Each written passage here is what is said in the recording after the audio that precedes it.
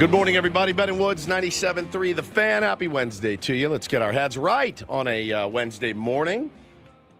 Had a good chance to win a series against the LA Dodgers last night. Didn't get the job done. We will talk about that, and we will go deep on it. Deep.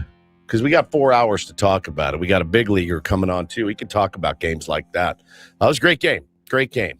I mean, just didn't go our way last night. Two great games in a row. Yeah, 1-1 right now. So, hey, it's fine. It's fine. Let's get loose on a Wednesday, though. I'm Woodsy. That's Paul Reindl. He's the executive producer. Good morning, Paulie. Hey, how are you? Doing good. Benjamin Higgins, your friendly neighborhood sports anchor. How are you, Benjamin? I am good. Good morning to everybody. Wednesday, middle of the week, halfway to the weekend. Yep, that's right. Hump day, as they call it. How was everyone's evening last night? Paul, you played basketball. Yeah, didn't go great. Really? We lost. It was a close game until like the last 2 minutes. Did you throw one away out of bounds with like a second left of the game or something? No, didn't make a no. I'm error. saying the final score we lost by like 15. Oh, okay. Because they ran away at the end and hit a couple of threes. It was like a 2 to 6 point game all night, and just couldn't get back all the way. I get it, Benjamin. Well, this is going to make me sound old. You are old. Which is true because I am getting old. I am now the father of a 23-year-old. Happy birthday to my oldest son, Jack. Happy birthday, 23 Jack. today. 23. Jackie. We went out to dinner with his grandma and grandpa, my mother-in-law and father-in-law last night to celebrate his birthday. We went fancy. We went to Market in Del Mar, right there by the polo fields. You are so fancy. Fancy dinner. I gave him some choices. That's the one he picked. Okay. We had the three-course meal. It What was did you have? Give me very the whole, tasty. Lay it out. I had it was like a green chili soup as my appetizer. Okay. Well, they brought it amuse. It was like a shrimp with a little, like a curry type sauce. Very delicious. Just one little tiny bite of shrimp. Okay. Then I had a green chile chorizo soup. Okay. And then I just went with the tenderloin, medium rare. Can't beat it. With some potatoes and mushrooms that came with, and then a tres leches cake for dessert. Wow. I think I went to Bubs and PB on my 23rd birthday. My 23rd, there's no way to remember. I was 27 years ago. There's absolutely no. I remember my 21st and my 50th, and that's really about it. His brother came back from Seattle. Yeah, he picked him up at the airport yesterday, so he's home for a few days as well. So he came to dinner. Guy flew in for a us. fancy free meal. He did, and his brother's birthday, and I think they are planning on going to the beach today. Nice. Maybe the movies. Just kind of have. Ben would fly anywhere for a free meal. Oh, you literally flew to New York for a free meal. Remember when he flew literally across the country because his buddy's like, "Hey, I've got this. We're gonna go eat at a farm, and they're gonna make everything fresh." He's like, "I'm on my way there tomorrow." And Ben's like, "How much will it cost me?" He's like, "Nothing. All right, I'm on my way." And he walked in. He's like, "Hey, I'm gonna need to take a couple days off." Where are you heading? He's like, dinner. I'm going to dinner. That's what I'm doing. From New York that day. I didn't even take the day I don't off. think so. I did. I don't remember think so. sitting in his apartment doing the show from his kitchen table. Maybe one day out of two. I was only gone one day. I don't know. It was an in and out trip to New York for a dinner. That was it. That was the only reason I was there for a dinner, and that was it. You literally flew across to New York for a dinner. I did.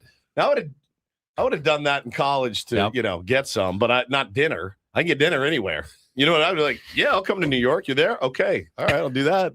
But I'm not flying anywhere for dinner. Nowhere on the planet. It was an extravagant dinner. I get it. So Graham's in town. Yep. Couple days, just shutting it down, hanging with the fam. Yeah, exactly. And so what do I have to look forward to in 15 years? 15 years. Well, I'll be 65 years old, number one. So I'll probably be wearing a diaper. It would be my guess. Shout out to his family. You're not like me. I don't think you'll allow your children to still be living at home when they're my kids' age, Benny, possibly. I don't know. I like to romanticize the fact that I won't, but at the end of the day, they both own me. I mean, they own me. And I love to romanticize the thought of, all right, pal, 18. You're on your own. You're cut off from this and that. There's no way.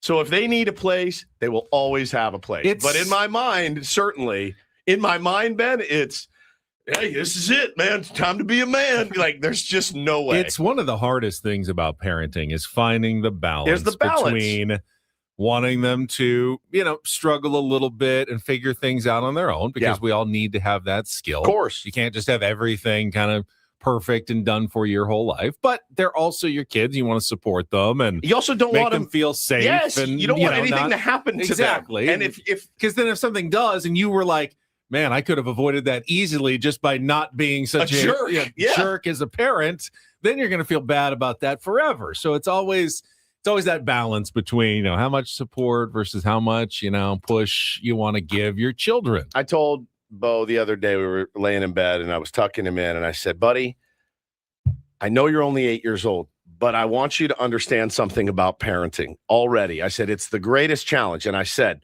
when do I push you and when do I pull back? Right? And I said to him, I go, I can't wear you out for everything you do. Everything. Like, you didn't put your shoes in the right place. You're not brushing your teeth fast enough. You're not doing this. You got stuff on the counter. You left your water bottle at school, right? Which I feel like we do to them a lot. Hannah and I both are like little hammers in their forehead. And so some stuff you have to let go. Which stuff is the biggest? It's the biggest conundrum of all, of like, which stuff? Like, I don't want you to be a forgetful turd. But I also am like, it's a water bottle, right? Get another one if we have to. You're going to forget it as an adult plenty of times. Dude, that's Forgotten exactly my water right. bottle a million times. Yes, and so you're right. I'm not a forgetful person. It's just the hardest thing about parenting. When do I push him in athletics? When do I pull back? When do I, and so, yeah, of course, in my mind, Ben, it's going to be, you'll land a job and you'll be you'll be at college for 4 years. But I know that the world doesn't work that way all the time. So I like to think that I would be that way, but I also know who I am. And if he was like, Dad, I got nothing, I got nothing. I have nothing to do. I'd be like, all right, well, we'll figure it out, right? Like, that's just how it goes, man. I think that's part of being a parent. I'll come visit you in your cardboard box on the street. Yeah, sorry, it's bud. not going to happen. Hey, get that to a stick and tie that handkerchief to it and fill it with all your belongings. And it's time for you to hit the road and go be a man at 18, right?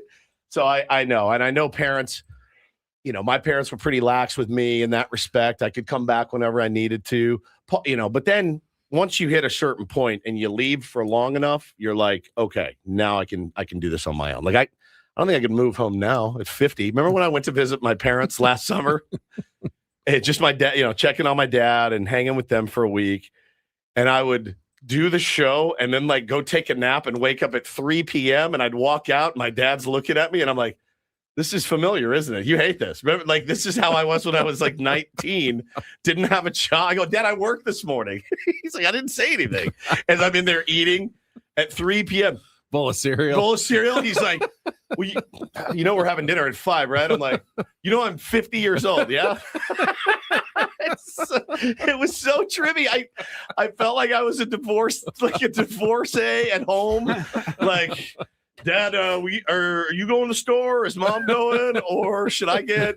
He said, I'm going to take a swim in the pool. Is that all right? And I could just feel like the old disdain coming through. It was just so good. So listen, we do what we have to do to get by. We had a great night last night. It was our last rookies game for Taylor's team. We did it a little differently last night because of the timing of the game. 5:30 p.m. was the game start. So I think all the parents and coaches were like, cool, man. We'll play about 90 minutes. About an hour and 10. So because they're done. Bro, at 5:30 at night, those kids are like, like they're toast. And so all the parents decided, let's do the party, the awards ceremony before the game, which it'd be like game 7 of the World Series. Like, we're going to do rings for everyone right now. Everybody bust out the champagne. Everybody get the champagne. So we gave out the goggles. And the kids were looking like, we haven't played the championship game. And we're all going, yeah, we don't keep score. So this isn't really a championship game. Guess what? Y'all win. Also, you guys are about to get your ass kicked by this team. They got a bunch of first graders on it. They're going to destroy you. It's okay. So we gave them their little medals and did the hey, proud of you, buddy. That whole shtick. And this sounds like a giant excuse to get everything done so you can get back to watch the Padres game. Not at just 6:40. me. This was a decided upon parental agreement in the chat that I did not propose. Okay. Our team, not a Woods idea. No, now I jumped right on it. It's a great idea. Sure, this is great. And we finished like right in time. I missed Manny's homer, so I got home. After that had happened, I think I got home in the top of the second inning, potentially. And, then you got to shut it down and do dinner and bath and all that. So I was in and out until, it really, really counted. But it was a lot, dude. Running, head coaching 2 teams in one season was a ton, but it was really awesome. And the kids were great. So, and the parents were great too. So it was a lot of fun. So the last, 3 months or so, you've been multiple games every single week, both kids. Mm-hmm. And now you're jumping right back into another team in like a week. In a week. Yeah. But this one's not part of a league or anything like that. So that surprised me when you said that this morning. Yeah. It's really just a developmental practice team. Yeah. But you've got uniforms and hats and everything. Got unis, hats. You don't really need uniforms if you're not playing anybody. Well, we're gonna play games. Okay. We're gonna play games, but there's no league. It's basically, hey, you got a 9U team, I got a 9U team. Let's get together and let our 9U teams play each other. It's not. I'm reluctant to call it travel ball because you're not traveling. I don't want to travel. Like I'll travel to San Marcos. That's about is the length that I'm willing to go right now for 9-year-olds. It's like club ball. Club, select, whatever you want to call it. We had club teams for me. Growing up, there was club teams, and then there was like travel ball during the summer. And you literally we went to Omaha, we went to Oregon, we went to Idaho. And so what age is that? That was okay to start traveling for sports? It's different because for every parent. I know it is different for every. I'm not ready. Some kids start pretty young. Yeah, I feel like. That's a big commitment. If you're leaving the city and you got to get a hotel room to play 3 days of baseball up in Corona or wherever you're going, that's a lot. I think for me, the way I'm wired on this thing is I'm going to run this thing till Bo is about, I would like in a perfect world till he's about 12, maybe 12. I think 12. And then Taylor starts, so I keep this thing going for a while.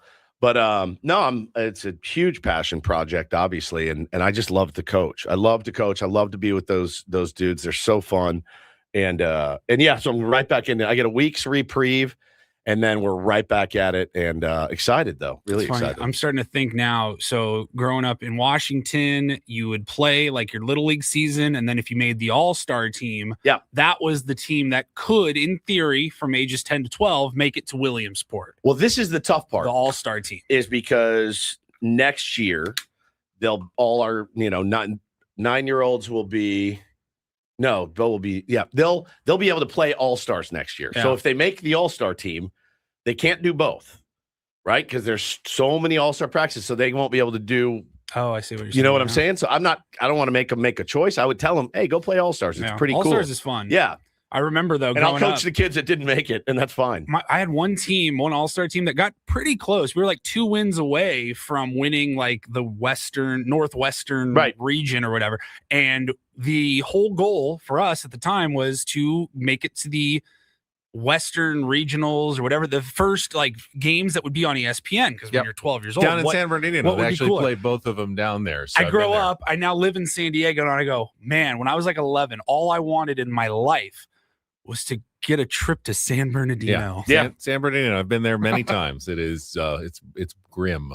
I've been through there. I've been through there since. I remember like going through there. I go, I can't believe I ever wanted to go here. That happens usually in like early to mid-August in San Bernardino. Yeah, like late July, early August. The real time of year you don't want to be in San Bernardino. No, I don't blame you. But no, that's what I'm trying to avoid is trips to San Bernardino for, hey man, everyone throw in $1,000 and we're gonna go play a 4-day tournament or something. Absolutely pass. There's so many good teams around here that there's always going to be a game, competition, a little mini tournament, whatever. Southern California, you go all year round. So I'm excited for it, dude. And it's it's my son and like 10, 11, 12 of his best friends, man. So it's going to be really fun. I love these kids. I've coached them since they were in T-ball. So most of them.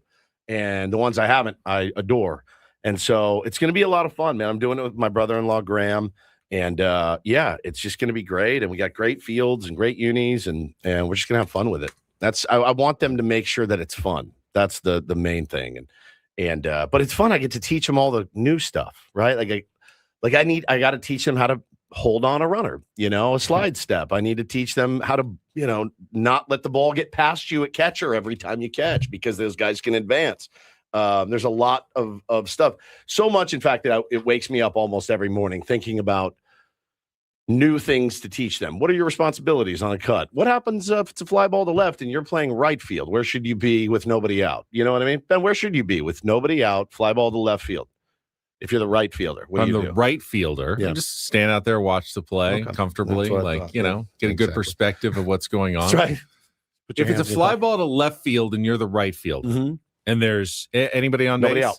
Nobody out, nobody on. Nobody out, nobody on. Yep. That's a good question. I have no idea. Just move in, start to trickle in behind second base on a throw in case it gets down. And the second back up, the second base. There's always something you can do. These are the things.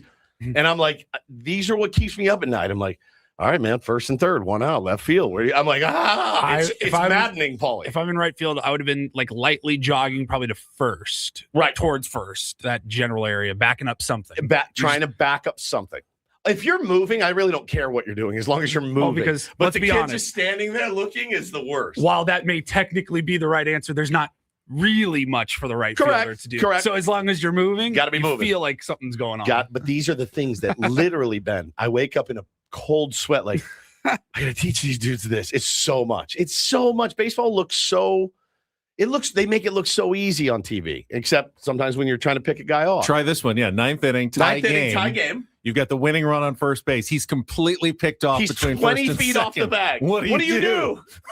What do you do, guys? Not that is the answer. It's tough. It's really, really tough one last night for sure. And we will talk about it coming up here. Lots to get into in what has been a very competitive back and forth series between the Padres and the Dodgers in their first meeting of the season.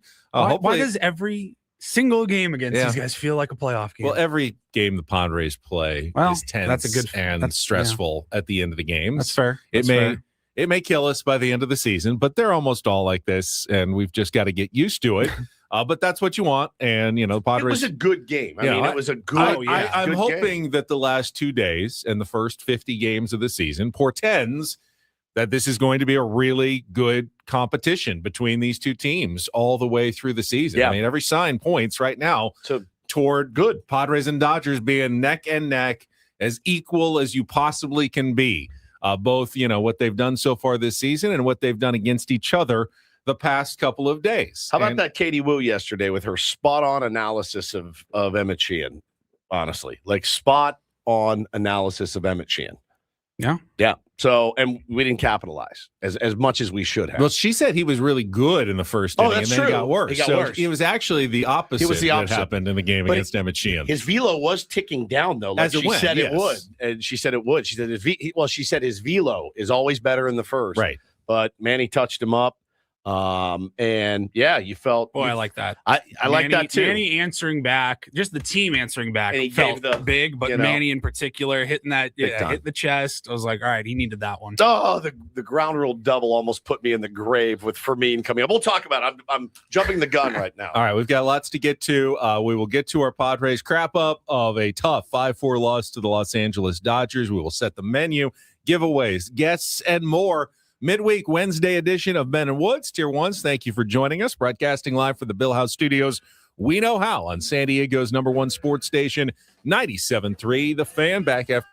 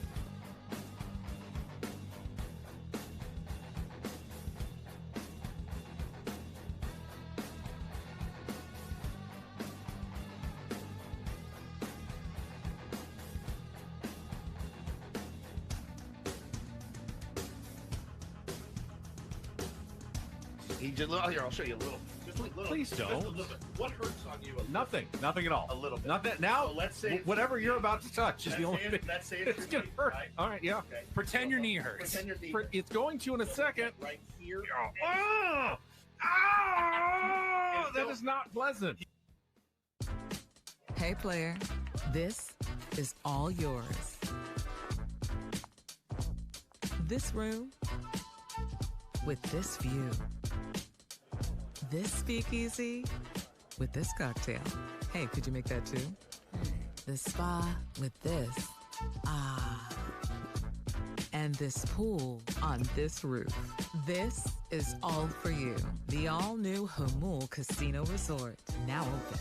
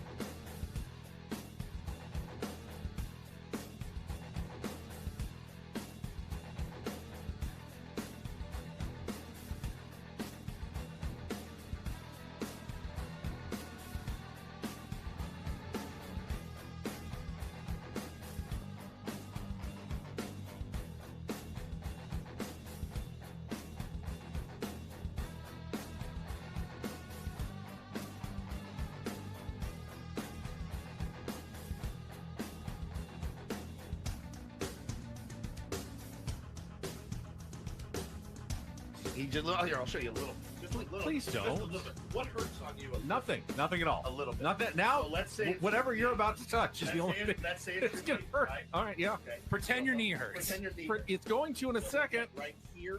Oh, that is not pleasant. Men and Woods brought to you by David P. Shapiro, criminal defense attorneys, helping good people regain control of their future when charged with a crime since 2010. visit davidpshapirolaw.com. Here's what we've got on the menu for you on a Wednesday. We'll obviously get into the Padres game, the highlights, the crap-up in just a couple of minutes here. But I want to give Paulie the opportunity to once again play our sounder. We're going to be giving away Journey tickets again. We've been giving them away all week for the concert in September at Pechanga Arena. All you have to do is listen for this sounder. And the next time you hear it could be in 5 minutes. It could be in 3 hours and 20 minutes. Who knows?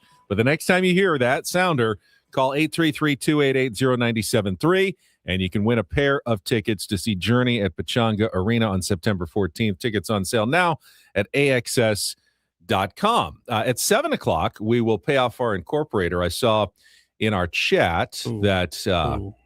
Actually, we didn't get the incorporator I forgot done? to tell you guys. No incorporator. Jesse. I did not get a text from Jesse Agler. Oh, no. So I think he forgot.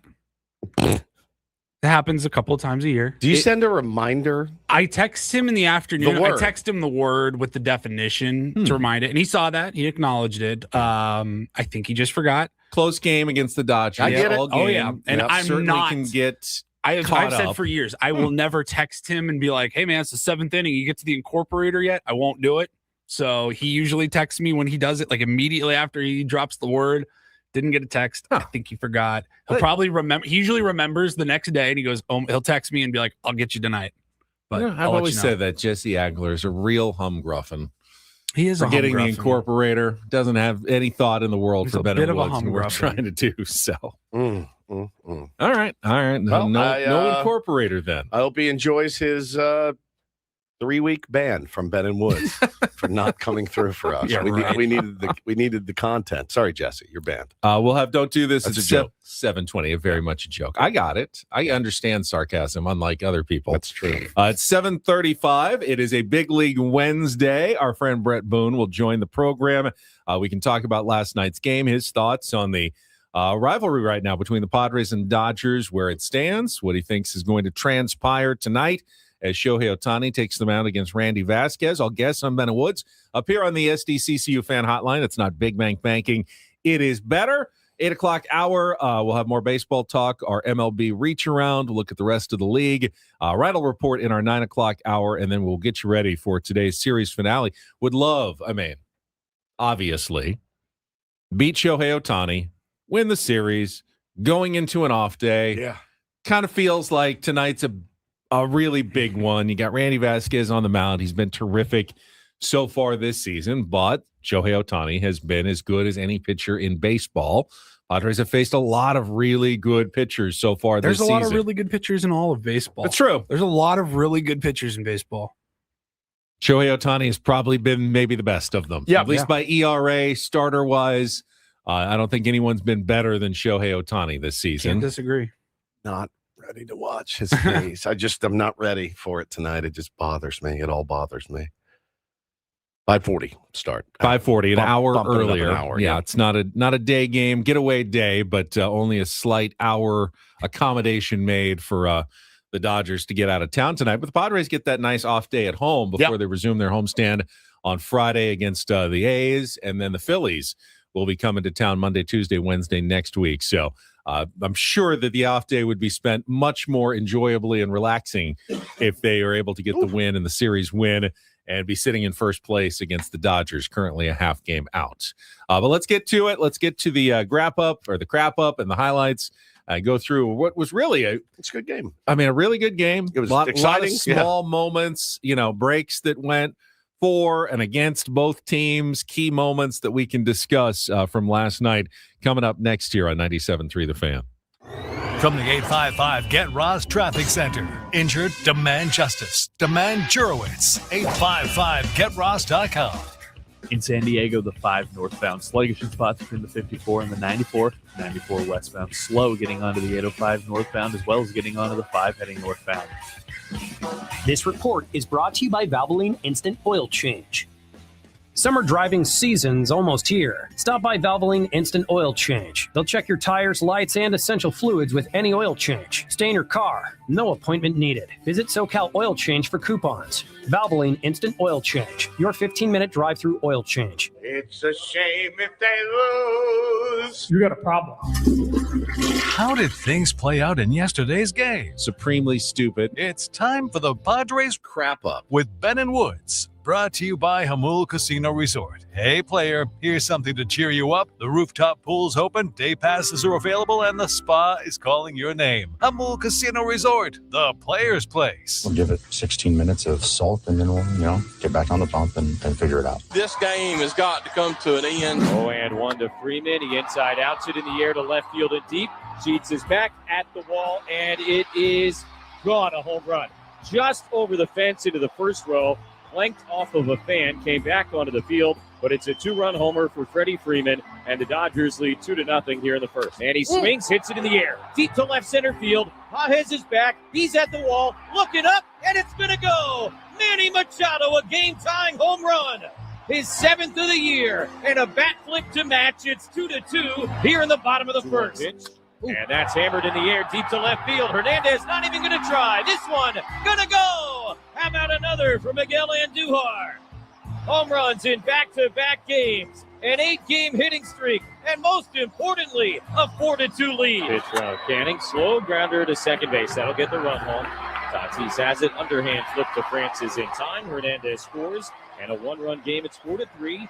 Shohei Ohtani, an RBI grab. 2-2 to Freeman. Estrada delivers. That is in the air, deep to right field. Castellanos is going back. He is looking up. This one gonna go.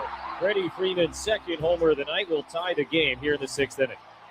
4-4 ball game, and we start anew again. The pitch to Pages, swung on, muscled in the air to right center field. Fernando there, he will make the catch. Calls tagging, on his way. Here's the throw, cut the relay from Song. He's saved! Oh, bang, bang at the plate. Tatis bangs it on the ground to third base. Espinal has got it, runs it towards first. The throw is in time. The ball game is over, and the Dodgers even this series with a 5-4 win. They get an unearned run in the top of the 9th inning, thanks to a throwing error of all things by Mason Miller on a pickoff attempt, and we'll have a rubber game here tomorrow night. Could you walk us through what you saw in terms of the error on the pickoff attempt? Their runner made a base running mistake, took off a little too early, and then Mason picked off and just threw it away. So, and then he got to third on the overthrow. So, one of those things.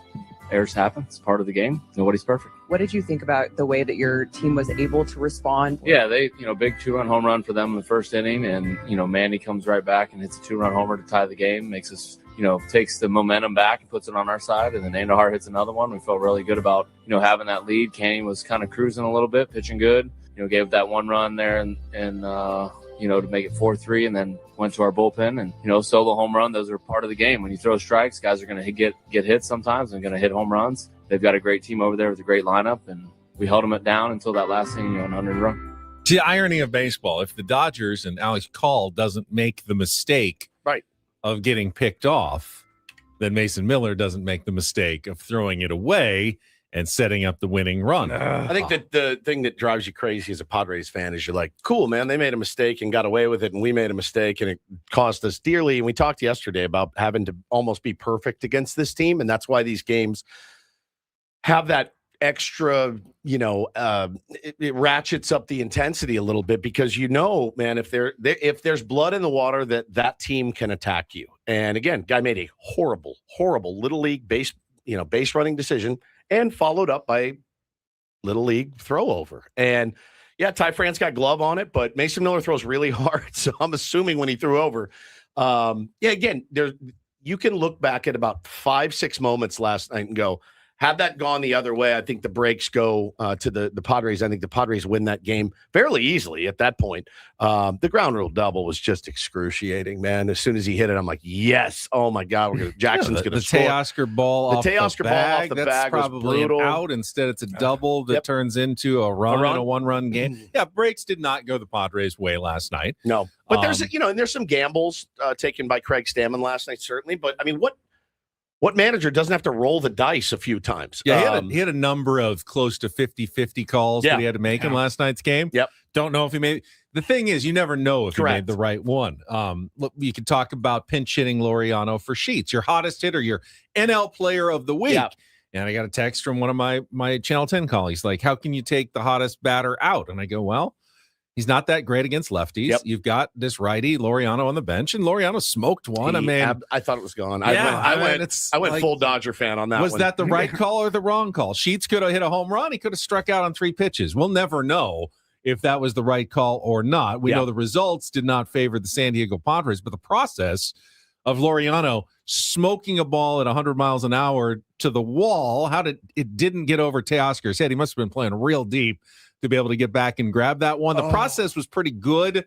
The result was pretty bad there. So the result was really close. Yeah. I mean, it was really, really close. But again, a close result, close doesn't count in baseball. It counts in horseshoes, but it doesn't count in baseball. And so, there was a couple of things you can look at. Let's go back to the beginning, because this easily could have turned into a here we go again game for Griffin Canning. I got in the car and I was like, yes, all right. I got out of here. The first inning was over, or the top of the first was over, and I put on the game like Padres trailed 2-0. I'm like, son of a bitch already. Shohei Ohtani, lead opposite field double, and then the Freddie Fermin home run. And with Canning having only made it an inning in his last start, you're thinking, boy, no, here we go. This is now going to be a problem. And to his credit, Griffin Canning really locked it down after that. Other than the unlucky, Teoscar double off the bag, held the Dodgers in check through 5 innings, 3 runs, 4 hits, 5 strikeouts, just 1 walk against the Dodgers, with Griffin Canning making his 4th start of the season. I think that's a job well done by Griffin Canning. Take it. In 5 that innings, 3 earned runs. Take it. And obviously helped a lot by Manny Machado stepping up after struggling for the better part of the first 2 months, hitting a huge 2-run home run off Emmett Sheehan to center field in the bottom of the first inning, right after the Dodgers had scored. Felt like, okay, wash it out. First inning is a wash for both teams, and then they play baseball after that. Miguel Andujar hits his 2nd home run in as many days. Yeah, by the way, though, from a guy, it's a 2-run home run because the guy that allegedly doesn't care and is looking to get traded from here busted his ass down the line and beat that ball out and got an infield single. Yeah, just so you know. So Tatis scores ahead of the home run by Andujar. Padres have the 4-2 lead, and then could have been 5-2, as you mentioned. Jackson Merrill singled in the 4th, and then the ground rule double by Ty France that would have scored Jackson Merrill would have made it 5-2. Instead, he gets sent back to third base, and Freddie Fermin, who continues to struggle offensively. I mean, I can't even remember the last time he did something big at the plate for the San Diego Padres. Yeah. His average is down to 153. His OPS is 437. You think that's bad? Let me pull up a tweet that I got last night from our pal Clark Farenthold. Benjamin, laying out really what's happened to Freddie Fermin since he got here. So his numbers since arriving in San Diego at the trade deadline last year, his WRC plus is 60.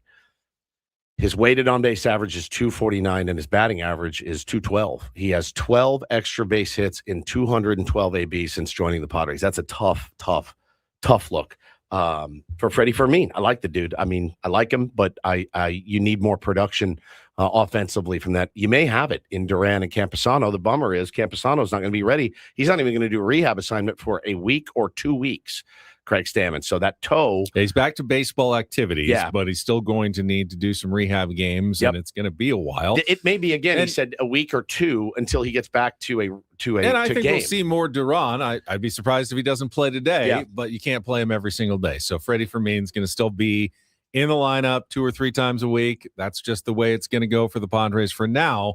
And right now he's a black hole, an absolute black hole in the lineup, which, if he catches well and makes good ABS challenges, you can sort of justify, all right, catcher doesn't need to provide a ton of offense, but hasn't been doing a ton right lately, and that's been frustrating. So the Dodgers get that one back on the Teoscar double and Ohtani grounder in the 5th. So it's 4-3. Canning's out of the game, and Craig Stammen goes with Jeremiah Estrada as his first reliever out of the bullpen. made sense to me in the big picture, knowing, you probably don't have every reliever. Jason Adam not available maybe later in the game. You're going to need Adrian Morejon. You're going to need Brad Glay at some point. So you put Estrada in the 6th. You save your other guys for later in the game. How about the switch flip, though? The higher leverage going to Brad Glay Rodriguez, the lower leverage. And that really, if you're going to use Estrada, like you said at the break, that's the lowest leverage you can use him in right there. And, clinging to a 1-run lead, but you're in the 6th inning. Still the 6th inning, yeah. You're good. So that's a low leverage situation for. It is a high leverage situation, but you're going to probably have more higher leverage situations as the game goes on. It's the lowest that you're going to have for the rest of the night, unless you bust out 9 runs in the bottom half of the 6th, right? But so yeah, I thought it was a fine decision. I know what his numbers are against the Dodgers. They're not great. They're not great at all. They're terrible. And I thought the pitch that he made to Freeman was okay on anybody else. To Freeman, they showed it. That's the one where we've seen him do that a couple hundred times, where he just drops the bat head and it's gone. So he threw it right in the happy zone for him, and that was it. Tie ball game. Yeah, Estrada got the next 3 outs, but the damage was done, and then the Padres were unable to score against the Dodgers bullpen. Now, Dave Roberts bullpenned it like it was a playoff game, going matchups, lefty, righty, made a ton of switches, used 5 relievers after Emmett Sheehan. The biggest situation, of course, came there in the bottom of the 7th when the Padres got the 2 on with 2 outs. Gavin Sheets coming to the plate, and we mentioned it, Ramon Laureano sent up there to pitch it. You can disagree, you can agree. I think my argument for not playing the matchups, because Craig Stammen played the matchups, went with the righty against the lefty. Sure. Didn't backfire. He hit it hard. My question is, in a tie game, Gavin Sheets could get up again in the 9th inning, in the 10th inning, in a big situation. Are you willing to take him out for the rest of the game for that one matchup? I think then you're going to have that's your one best argument about keeping Sheets in there. Not that he gives you the best chance maybe in that situation, but you might want him again later in the game. Yeah, for sure. And man, I thought Ramon got it, and he's been lost a little bit as a few of our guys have been up there. But when he got it, I did. I went full Dodger fan because I thought he hit it. And if he does, you've upgraded. You've taken the lead and you've upgraded defensively and left field at the same time. There's a ton that makes sense. Yep. A ton of things make sense about pinch hitting Ramon Laureano in that situation. Listen, as a skipper, you're going to roll the dice, and sometimes you crap out. Sometimes you play the pass line and you hit it 10 times in a row. It's just the way that it goes. And I think he crapped out a little bit last night. Some of those decisions backfired. And again, you got 0 breaks last night. You lost by 1 run. You've had 2 really good ball games against this team. You can play with this team. You can play with this team. So, listen, I thought, do I use a chip tomorrow? And I'm like, no, errors happen. But like Mason Miller is going to make a mistake. They don't until that was the first error of his career. Right. They happen to players though. Like they do. An error. What would get me is a mental, a real mental breakdown, or somebody that was out of position. Those are the ones that make me want to use a chip. They battled their ass off last night. And it wasn't even a panicky throw, I don't think, from Mason Miller. He just throws really hard, and it has a lot of movement. Yeah, he threw a little 2-seamer over there. It looked like Ty France like, God. It just moved a little too much for Ty France. It was right on the edge of his glove. It's hard to know who to blame. Ty France took the blame. He said after the game, I need to catch that. Yep. He took the blame. Mason took the blame too. The error went to Miller. He took the blame as well. Doesn't really matter. I thought one of the most electric moments of the entire season happened in the 8th inning when Shohei Ohtani leads off with a double against Adrian Morejon. Oh, that was so elite. Gets to third. Oh, my God. And Morejon just reaches back and strikes out the heart of the Dodgers order. That's awesome. Freeman and Tucker to get out of the inning. Place went nuts. It was nuts. You could just feel it. Just watching through my television, you could feel the electricity from Petco Park. And that was Adrian Morejon last year. That was vintage, the best you've seen from Adrian Morejon right there. I love that moment. Dirty. And thought that was that. If he takes that confidence going forward and turns back into that Adrian Morejon, then I don't care that they lost that game. That's a huge win for the Padres. Good call by Cole here. Did you guys see Ruben talking to him? Yeah. Ooh, he was just getting after Morejon's just nodding. Big nods like, yep. It was fan. I would do anything to know what Ruben said to him. anything. Just to know what he was barking at him like that. Whatever he said, it worked. It worked. It was great. That was such an electric moment. And then, full of electric moments. And then you've got the somewhat ironic twist where the Padres, the overturned challenge on Monday, fixed Mason Miller and turned around his inning. And then it ruined And then the next day, the overturned challenge that turns a strikeout of Max Muncy into the walk ends up being what unravels the game for the Padres. I mean, ABS having a huge impact on this series. We talked about, obviously, the pickoff throw, the throw by Tatis on the fly ball. Andy Pages, great at-bat. Phenomenal. Great at-bat. And Freddie Freeman called it one of the best at-bats he's ever seen in his life. Yeah, tip your And hat, I can't great. totally argue. Andy Pages, who's been one of the best hitters in baseball this year, just getting enough of a piece to foul off and stay alive and to fight one off that, I mean, if it's 4 feet shorter, probably not deep enough to score the run, just far enough. Give Andy Pages a lot of credit in that at-bat against the toughest customer there is in baseball. And it was great theater. It was great baseball. It was well executed. Mason Miller didn't really do anything wrong that. I mean, he threw tough pitches over and over and over again, and Andy Pages was just able to spoil them. I saw somebody tweet last night, we bat flip and sack flies now, and I thought to myself, I would have sent my bat into the moon if I had an AB like that off of Mason Miller. Like you would have seen my bat hurtling through space if I was able to do that off a guy like Mason Miller. The controversy of whether Sun Moong Song should have cut that throw from Fernando Tatis Jr. I lean toward he probably did the right thing. The throw was up the line toward third base. You could see Freeman moving over. The overhead shot when they showed it was going to be a few feet up the line. Don't know. It was going to get there faster if you don't cut it. But would it have been online enough to still get a tag in on call? The play ended up extremely close at home plate, but he was safe. It was the correct call. It was the correct decision by Stammen to challenge just in case, they missed something because it was such a high leverage situation. And then it was the correct decision, I think, to take Miller out at that point. Paulie texted, he says it's jarring to see Mason Miller walk off the mound. Yeah. But save the bullets. He'd already thrown 22 pitches. He had thrown a bunch the day before. And Ron Marinaccio came in and 5 pitches and got out of the inning with nobody on base at that point. It doesn't really matter as much. I understood the move, but the fielding error from Mason Miller that he said first of his career, and then him shortly after walking off the field, it was like seeing Halley's Comet. Yeah, it was. It was very crazy. Very strange, dude. Very, very strange. And, with the magic that this team has done and with the Dodgers having used most of their bigger names in the bullpen, left with just Will Klein, who had never saved a game going in the 9th inning. Probably, if I want to complain about one thing, leaving Freddie Fermin in to bat in the 9th inning. Granted, you had Duran. If you go with Duran, you have very little left. You don't have a backup catcher at that point. He goes extra innings. You put yourself in a bit of a tougher situation. You don't have a backup catcher, but but you could have. Yeah, I mean, you could have pinch hit there. Ty France exists. Well, he's already in the lineup. Let's see.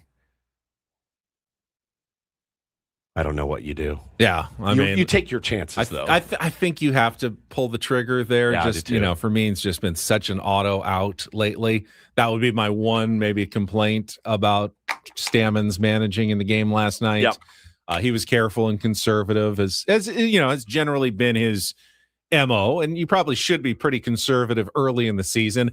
I would hope if that's a playoff game, you are pulling the trigger on any pinch hitter that you think can do something more than Freddie Fermin at the plate in that situation. And then it comes down to Fernando Tatis Jr., who, hit a ball hard again, but straight into the ground, 103 miles an hour. I looked at the exit velocity and go, didn't seem like a very hard grounder. No, he smoked it just straight into the ground for the final out as the Padres lose 5-4. And the irony here is we're saying all season long, if they can't get their big 3 going, Padres are going to start losing games. But they keep winning games. And last night, Tatis 2 hits, Machado a 2-run home run, Merrill hitting a walk. It was the best probably game of all 3 of them had combined together, and they lose that one. Correct. Make it make sense. They finally do what we ask, and that's the one they end up losing to the Dodgers. I don't know. Oh, well, it's game in May. It is. And you can still win the series today. Yep. We'll talk more about it coming up in hour number 2. Get to Don't Do This. And Bret Boone will join us on a Big League Wednesday Tier 1, stick around. More Bennett Woods on the way on San Diego's #1 sports station, 97.3 The Fan.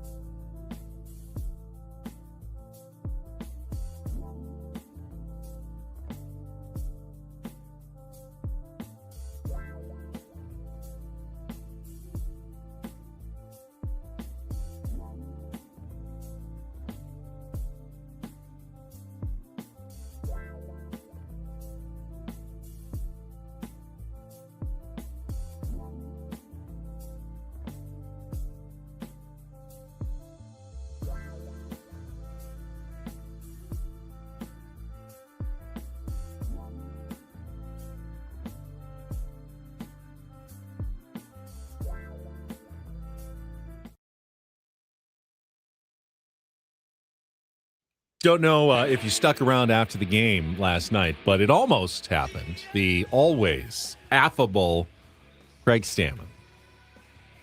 Is he starting to get to him?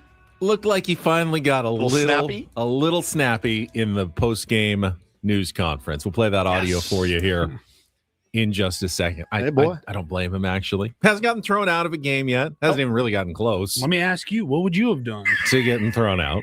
I'm not the manager, so nobody cares what I would have done. You know, when we showed up early in spring training, he was counting all of his media sessions. There's one. There's one two, down. I remember I told him, it's going to be a long year for you if you keep doing these check marks, dude. We're definitely into the hundreds at this point. Oh, yeah. Talks to the media multiple times every single day, and without fail, Craig Stammen has remained upbeat, genuine, and true to himself and the person that he is. I don't think you would have lasted this long. I might not. You're pretty affable. I can give Craig a run for his money on affability. I know I wouldn't have made it. But at some point, frustration sets in, and you could hear it last night, and I don't really blame him. I can't wait to talk to him about this on Friday. I can't wait to be like, hey, man, are you okay? Yeah. Are you good? How are you feeling after your first Padres Dodgers as a manager? Now, and again, this isn't Tommy Lasorda going off on Kurt Bavacqua. This is simply, if you know Craig Stammen well enough, you can finally hear the annoyance in his voice. You and Craig have a lot in common in that when I picture you guys sitting together, I picture 2 glasses of milk, right? Talking about golf. That's what I picture. If 2 milk glasses... Craig and I could have such a great conversation it'd be unbelievable. About golf. We have had a couple of great conversations there you go. about golf.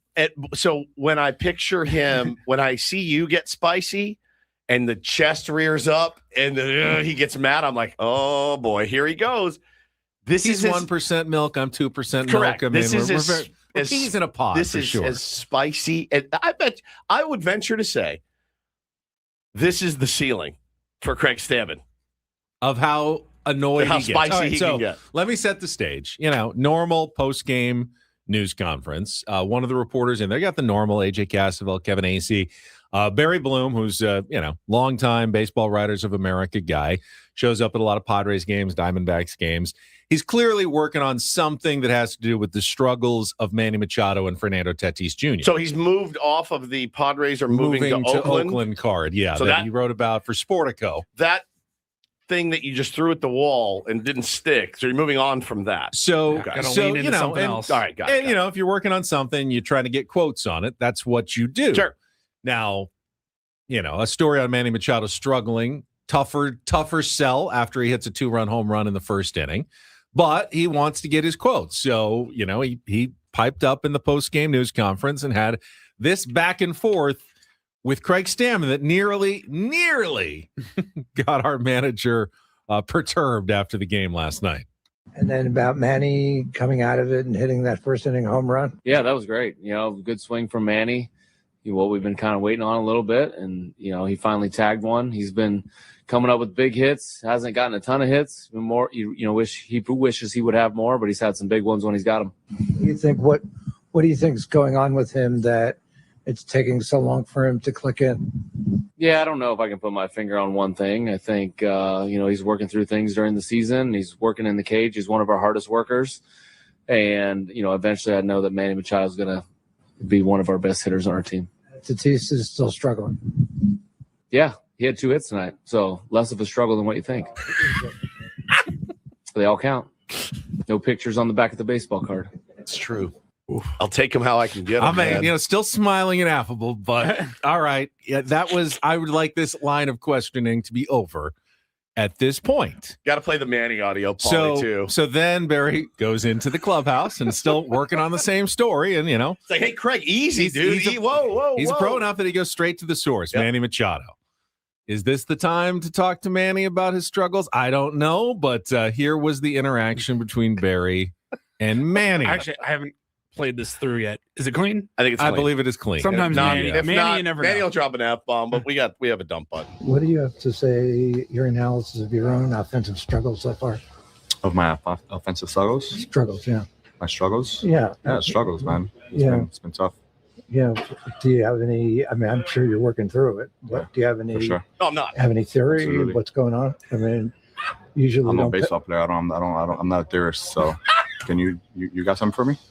do your Get your elbow up. Have something for you? We've been working. Yeah, we've been working. We've been working on some stuff.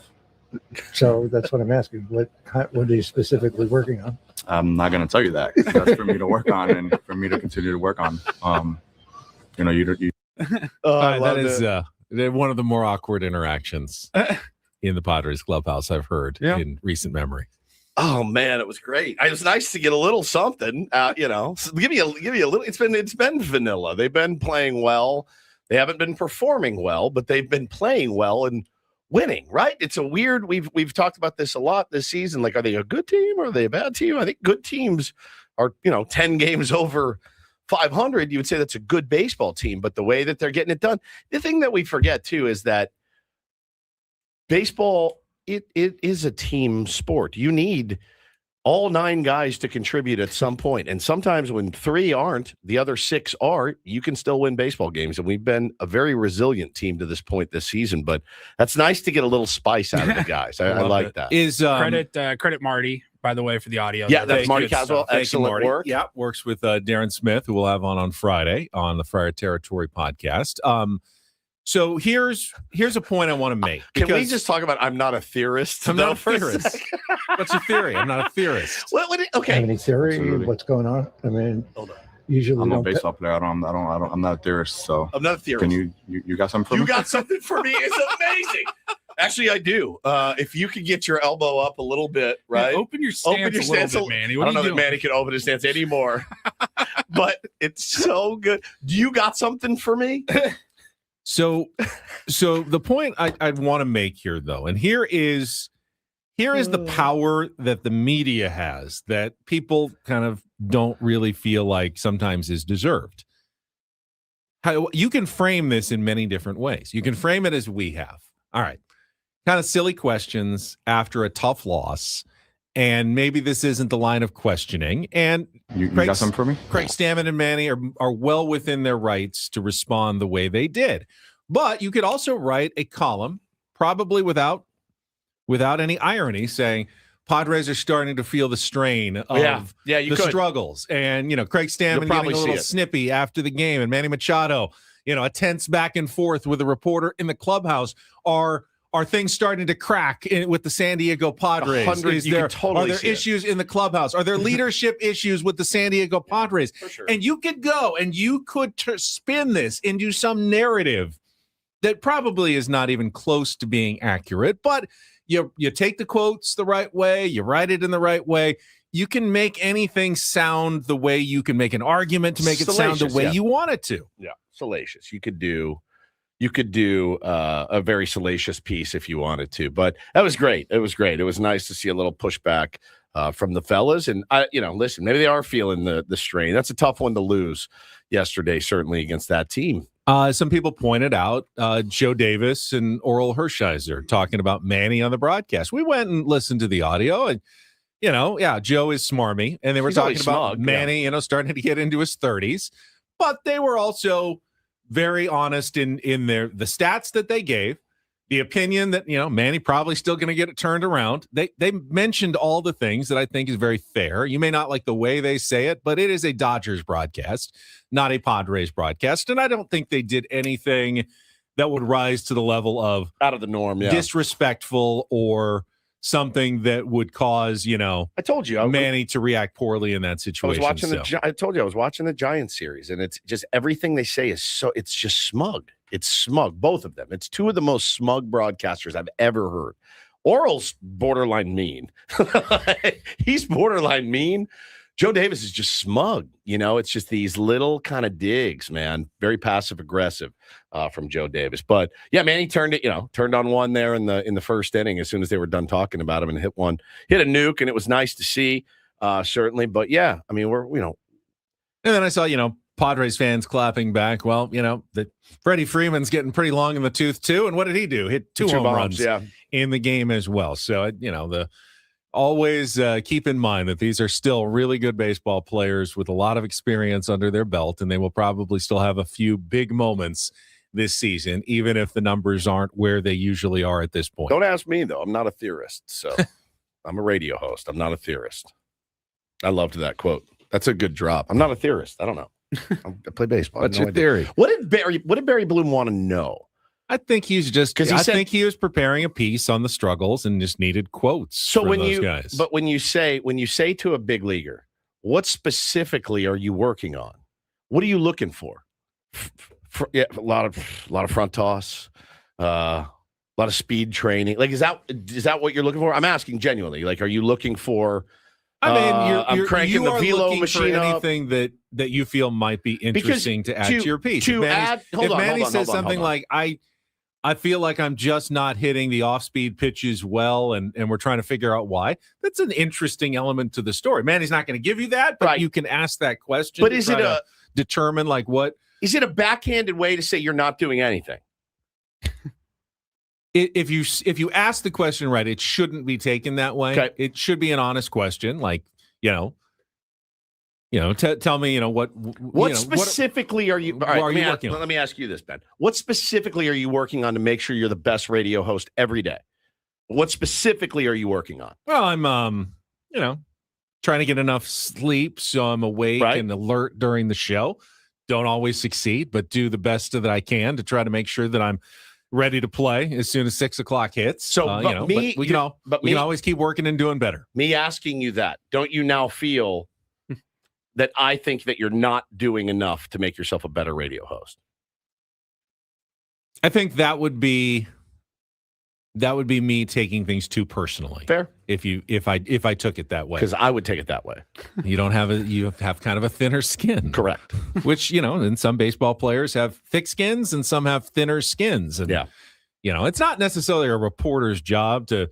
This guy's a thin skin, so I better be more delicate in how I phrase the question. Yeah. If you would ask it to one guy, you can ask it to any guy. And they can answer it any way that they want. So it's always odd to me. Like what specifically are you working on? Hitting, man. I'm trying to hit. I'm trying to see mistakes and punish mistakes. And do you want to know was it not a huge story when Eric Hosmer was asked what he was working on defensively, and his answer was nothing. My glove is sick, bro. That was not a public question, though. That was a private conversation, right? But I'm saying that. If you get an answer that is unexpected, like Manny says something like, "I'm not working on anything. I'm good." Then all of a sudden that becomes the headline quote for your story. You got something for me? No, you got something for me? I love it. It would have been funny if Barry Boone was like, "Yeah, absolutely. I'll tell you exactly what for me. I'll tell you exactly what you're doing wrong. Exactly what you're doing wrong. We'll get your just hips slightly more open there, back in that back hip more. That's really the key. The lower half is tried really moving up in the box, back in the box. Yeah. I mean, they try everything. They really do. We saw the video. Fernando was out before the game again with Manny, working with Manny. Extra hitting, extra tosses, extra work in the cage. When you don't see him out there, it doesn't mean they're not doing it. It just means they're doing it inside. It's a constant struggle. They are always looking for whatever is going to unlock what they want to unlock. That is one thing that I am 100% sure of. That those guys are working hard to try to figure out what's going wrong. By the way, one of the crazier moments of a baseball game that you'll see is that giant weight flipping off of Castellanos' bat into the middle of the field. God. Oh my God! I thought the bat may have snapped in half just on the swing. No, it's like a donut. But it's just this big, it's like a pole and then this big thick weight kind of on the end of it, but it's one piece and then connected to another piece.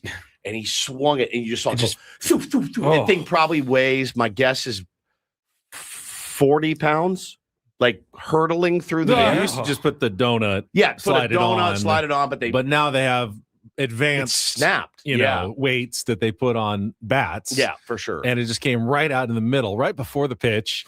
Crazy. Glad they were able to not throw the pitch. Didn't hit anybody. I don't think that Nick did anything wrong. Oh, he didn't. It was just accident. Just an accident. Old ass warm up bat. You know what I mean? Like we got to get a new one down there. But Cassie's face was like, "Oh my God, Mudd and Donner!" Like I don't think I've ever seen that before. I know I haven't seen that before. That was fantastic.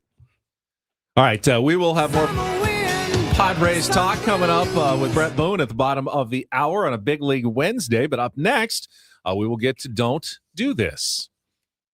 Got an update on that soccer story, Big one. the controversy and scandal in English soccer that we talked about last week. They have made their decision. And it's pretty spicy, actually, what's going on. So we'll get to that and more coming up next. Broadcasting live from the Bill House Studios.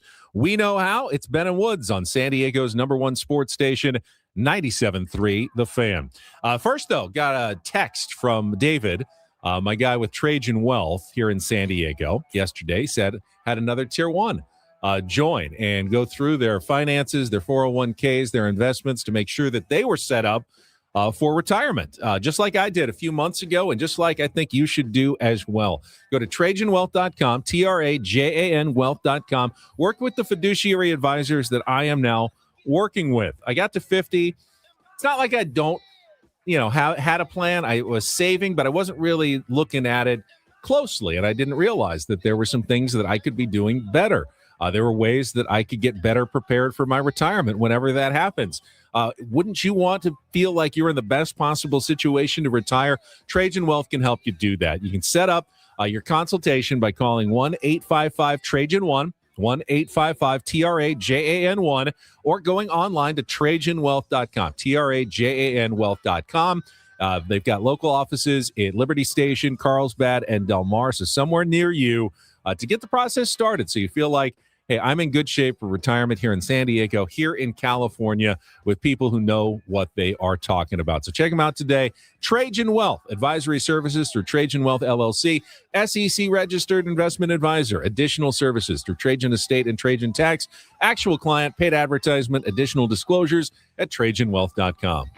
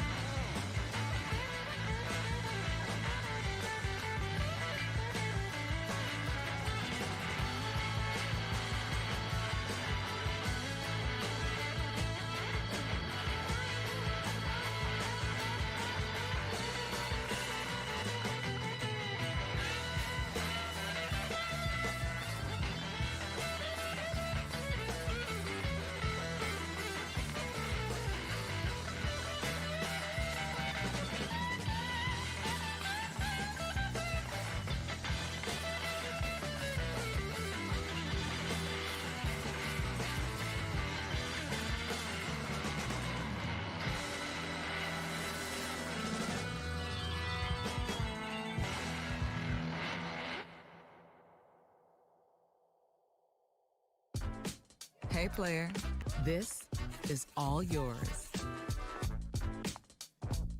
This room with this view. This speakeasy with this cocktail. Hey, could you make that too? The spa with this. Ah.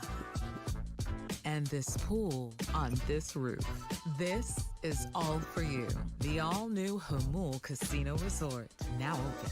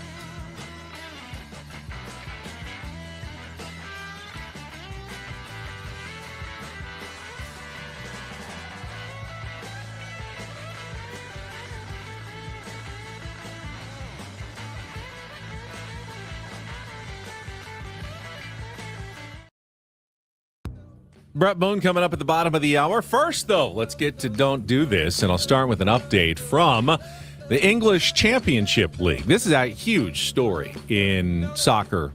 The Southampton Saints, we talked about it last week, are accused of their own Spygate scandal of sending a spy, a team employee, to other teams' practices, and they had gone on this long winning streak at the end of the season, and everyone was going, they seem to know all of our tactics beforehand. Well, they were accused last week. They caught the guy. He ran into the bathroom. Ran they tried off, to grab his phone. Changed his clothes, ran off, tried to delete his phone. Wasn't me, mate. They caught him. And after the investigation, now Southampton was supposed to be playing in what is one of the biggest games of the year in English soccer, the championship playoff final, with the winner getting promotion to the Premier League. It's so huge. Next year. I mean, imagine like a AAA team getting a game to play to join Major League Baseball. That's what this is. And instead, they have been removed from the playoffs. The team that they beat in the semifinals has been advanced to the finals in their place. So even though they lost, they get a chance to play for the Premier League. And Southampton also fined and docked 4 points to start next season. So they basically guilty of spying on other teams. After the investigation, they're out of the playoffs. Huge scandal in English soccer. And as I mentioned last week, if they had not gone on that run at the end of the season, the team that would have made the playoffs instead of them is Wrexham. So I've got to imagine they're going to handle that somewhere near the end of the new season that just dropped of Welcome to Wrexham that's underway as well. So that'll make it an even bigger story worldwide once it hits the TV show. Pretty incredible. This is something that would happen, I feel, to us or me in particular. Not that I would ever win the NFL Offensive Player of the Year. I would never win that. No. I'm not in the NFL. I'm not particularly good at being a wide receiver either. But Seahawks wide receiver Jackson Smith-Njigba did get his award last night for the Offensive Player of the Year. However, the plaque read, Defensive Player of the Year. And actually, it says 2025 Defensive Player of the Year. One word. No, I really want to expose them, though. It's getting disrespectful, guys. Defense. Come on, bro. One word. The year. One word. Man. The year. The year. One word. Did Adam Klug do the engraving on this? Because it feels like a Kluger. Love you, man. But it does feel like a Kluger. It feels like I was in a rush to get your award done, and I had a misspelling, and I put the wrong. Am I wrong? No. The only thing that I'll say is I don't know that it was like a personal disrespect. I don't know that it Jackson was a Smith and personal Jigba. disrespect. People are just dumb when it comes to grammar and vocabulary. I mean, the fact that they had the year all together and didn't have the space, like, does anyone take a moment to proofread? Quality control, my friend. I mean, at least defensive is a word. And yes, it is a real word. It's just they mistakenly didn't put offensive. How many times have you gone to like a restaurant and a menu has a spelling and errors, you're so turned off, and it's just on there and you're going like, I mean, does anyone not look at these things? Do the people that print the things like, well, this is how they sent it, so I guess they want us to misspell quesadilla on here? Yes. Well, it's pretty cool for him because he is the first wide receiver ever to win Defensive Player of the Year. There you go. And so that making some history. You gotta make lemonade out of lemon. Here's some other Defensive Players of the Year with a receiving touchdown: Deion Sanders, J.J. Watt, and of course Jackson Smith and Jugba. He said too, he's like, at this point, just keep the trophy, just keep it in the record books, but you can go ahead and keep the trophy. Finally, a little do this. DD mega doo-doo. And it starts with what is one of the bigger don't do this moments you can have in sports. Chase Burns, who has been electric for the Cincinnati Reds starting this season, took a 100 and almost 9-mile-an-hour liner to the lower half yesterday. And he actually bounced back, pitched really well, ended up getting his 6th win of the season as they beat the Phillies and snapped the Phillies' 5-game winning streak. But, of course, his manager, Terry Francona, concerned about the status of his player, went out to check on him. And after the game, Tito's great. He's funny. He's so good. He's so good. This is what he said was the exchange between himself and Chase Burns following the line drive. Where did that comebacker get him, and is he okay? It hit him kind of in the meat of the inside, hamstring kind of. I mean, man, I'll tell you what, that was scary. Then he ran off the mound. I thought he was okay, and then he got in the dugout and looked like he was dead. And I asked him, I said, "Hey, man, please tell me you have a cup on." And he said, "No." I was like, "Chase," I said, "I don't even watch a game on TV without wearing a cup." I said, "Golly, man, you guys are crazy." Crazy. I've played with 100 dudes that played third, short, pitched, didn't wear a cup. I've never understood it. I don't understand. I heard Xavier Scruggs say this morning, unless you're a catcher, guys in the big leagues don't really wear cups very often. They think you get to a point where you're like, I can handle anything that comes my way. When do you reach that point? Pros. Yeah, I think you have to be. Like, are you A-ball? Are you wearing a cup? Is it AAA, minor league, I honestly, major league? I can't. This is pure speculation. And if anybody ever played minor league ball, please call in 833-288-0973.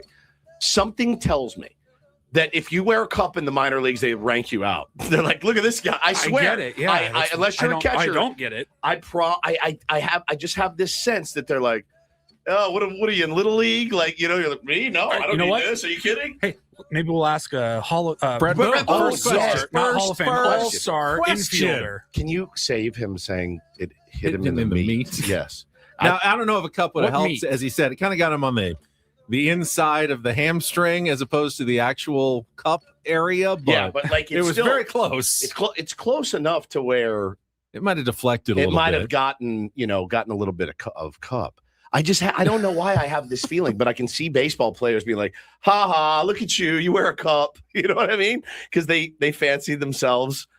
They believe that they have reactions and they're not going to let it happen to them. But there's a limit to what you can react to. And 110 is right around the limit there. There's let's say you don't wear a cup in your sliding in the second and the guy just wham, right in the boys. Or you're sliding head first. That can't feel very good. I never wore a cup if I played outfield. I still wear because it was easier to. I just felt freer. It was easier to run or whatever. I wouldn't. Yeah, I think any comfort infield is position, what a lot of the big leaguers are thinking about as well. It's not even not pitching. I didn't like to wear not one. getting made but fun you wear of, one. but they feel like they're more comfortable without one. Do you have until to, you're very less comfortable without one at some point? Do you have to wear two? One? Do you stack yours on top of the other, or do you go side by side, or do you have one custom, just one cod giant, piece, like Gene Simmons? It's like a shield. It's like a huge, giant cod piece. Now, I don't wear a cup to play golf. Nor should you. You could get a line drive, from the wrong tee box. I have a question, practical question. Did you guys, I'll say this, I have never worn a jock strap without a cup in it. Does that make sense? Right. So, what would be the point? Yeah. Did people do it? They do They it all. do? Oh, yeah, 100%. The basketball players, I bet, wear jocks to keep from bouncing up and down, is my guess. But I've never worn one that didn't have a cup. Were in they it. wearing like boxers that are loose as well? I don't know or something. but I think I bet you that. Well, they all wear sliders now. Yeah. Or like you don't compression. really need it when you've got those. Not on, when you have kind of. compression. Yeah. But did you ever wear a jock? Because I remember being in gym class, so like everybody has to have a jock. I'm like, for what? Are we taking grounders? Like, what are we doing? That didn't make a lot of sense. No, it doesn't. So you never wore one either. No, I didn't. Not unless I was playing baseball. 4 letters in here says, I stopped wearing cups in high school. That is crazy to me. It's crazy to me. I would never step on the field without one. All right, well, we know what the first question for Bret Boone is going to be. That was don't and do this for a Wednesday. That was Don't Do This with Ben and Woods on 97.3 The Fan. Bret Boone coming up next. Padres Talk, Cup Talk with Ben and Woods on San Diego's #1 sports station, 97.3 The Fan.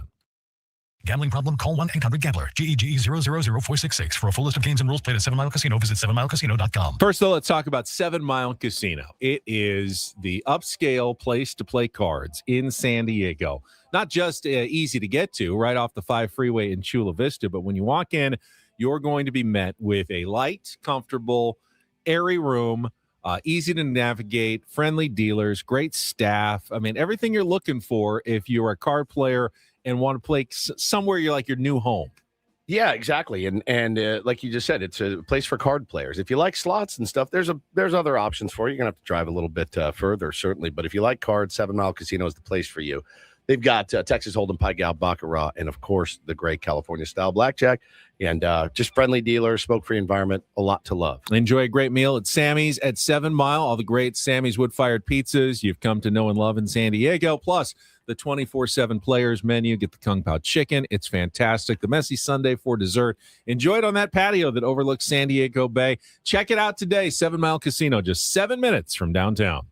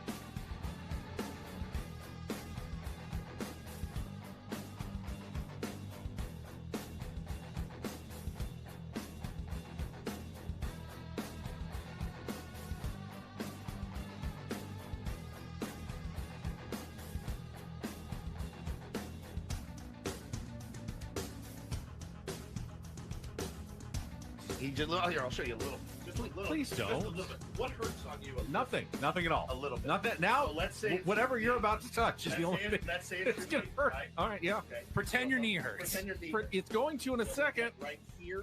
Oh, that is not pleasant. Hey, player, this is all yours. This room with this view. This speakeasy with this cocktail. Hey, could you make that too? The spa with this. Ah. And this pool on this roof. This is all for you. The all-new Hamul Casino Resort, now open.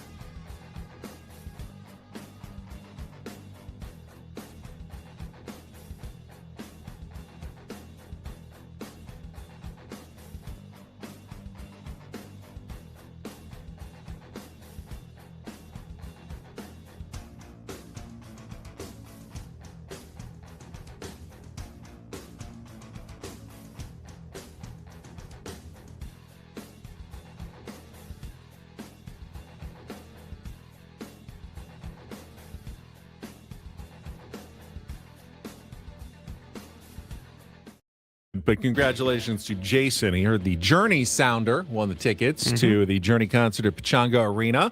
If you did not win, do not despair. We will have more opportunities tomorrow and Friday to win concert tickets. Welcome back to Ben and Woods, brought to you by David P. Shapiro, criminal defense attorneys, helping good people regain control of their future when charged with a crime since 2010. Visit davidpshapirolaw.com. He is standing by. I believe Bret Boone is going to join us for a Big League Wednesday, and we will ask him about his wiener. Chase Burns not wearing a cup and what his experience was with baseball players and their cup wearing practices. Protecting your wiener. Exactly. Coming up next here on 97.3 The Fan. From the 855 Get Ross Traffic Center. Injured? Demand justice. Demand Jurowitz. 855GetRoss.com. Chula Vista in San Diego, the 805 northbound slow in spots from H Street to the 8. The 8 westbound sluggish from the 125 to the 805. I'm Sam Tindrick, Odyssey San Diego traffic. This game day traffic report is brought to you by Crystal Geyser Alpine Spring Water. What makes Crystal Geyser Alpine Spring Water different? We always bottle our Alpine Spring Water less than 1.5 miles from the spring source, and all our bottles are made with 50% recycled plastic from our own recycling plants. Crystal Geyser, bottled at the spring source. And we're joined right now by Odyssey MLB insider Bret Boone. Bret, the host of the Bret Boone podcast, featuring the most notable names in MLB and around sports every week. Insider calls are presented by Grainger. For the ones who get it done, Grainger offers the professional-grade products you need delivered when and where you need them. Call, click Grainger.com, or just stop by. Well, you joined us, Bret, right in the middle. We just had our Don't Do This segment. Tito Francona was pretty shocked that his starting pitcher, Chase Burns, was not wearing a cup last night as he took 109 to the lower half. So, and then I heard from Xavier Scruggs listening this morning that most guys that aren't catchers don't wear cups anymore. It's crazy. Is that your experience as well? What was it like when you were playing, and did you always wear a cup in the infield? My timeline changes on this. I don't think I wore a cup until probably 90. I don't know, late 90s. You didn't wear a cup and then you started. Right. People would ask me why. I said, well, I don't miss balls that are hit to me. That's it. We knew it. We knew it, man. We knew that it had to be the big league ego. I love it. Now, one day that changed. And it wasn't during a game. It was during BP. I was taking ground balls and I got squared up. And, it's just that everybody kind of knows what happens, and you let your teammate or whoever it may be, me in this case, you just squirm for a while. Everybody knows what's going on. You limp off the field and you go put a cup on. And I did that day, and I wore one for my entire career. I found that it was I kind of enjoyed it once I started wearing it. I was that tough. I don't need a cup. Yes. And then I put the cup on it, and you know what? It filled out the uni nice. Yeah. I really like the aesthetics of it. Oh yeah. And then once you get used to it, it's just part of the uni. So yes, I learned my lesson early, being the tough, rugged, naive kid. Isn't that a lesson up. you didn't need to learn? You could have. That's you one that need to learn that. That's one that you do feel, Brett, that like you think you'd already know, right? I'll tell you, just chalk it up to being a naive young kid. I made more mistakes than that, guys. Trust me. We don't have enough time for the mistakes I made. But yes, that was one of them. I don't know. I current day, it's not like I'm checking guys out. No But cup checks. I would say most guys do wear a cup.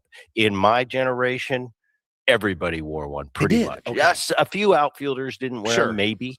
But for infielders, for sure, it was just kind of part of your uniform. But it wasn't one of those things where, oh, he's wearing a cup, he's not wearing a cup. And it depends on your pants are loose or tight, whether you know that you have a cup on or not. I really had I knew that it was like, I don't need a cup because nothing's going to get close to that area because that's where my glove is and I can catch anything hit my way. I knew it. When you make it to that level, you don't have to worry about rocks in the infield like we do on Sundays. The hops are true. The hops are true. I made it through the minor leagues, though, without a cup.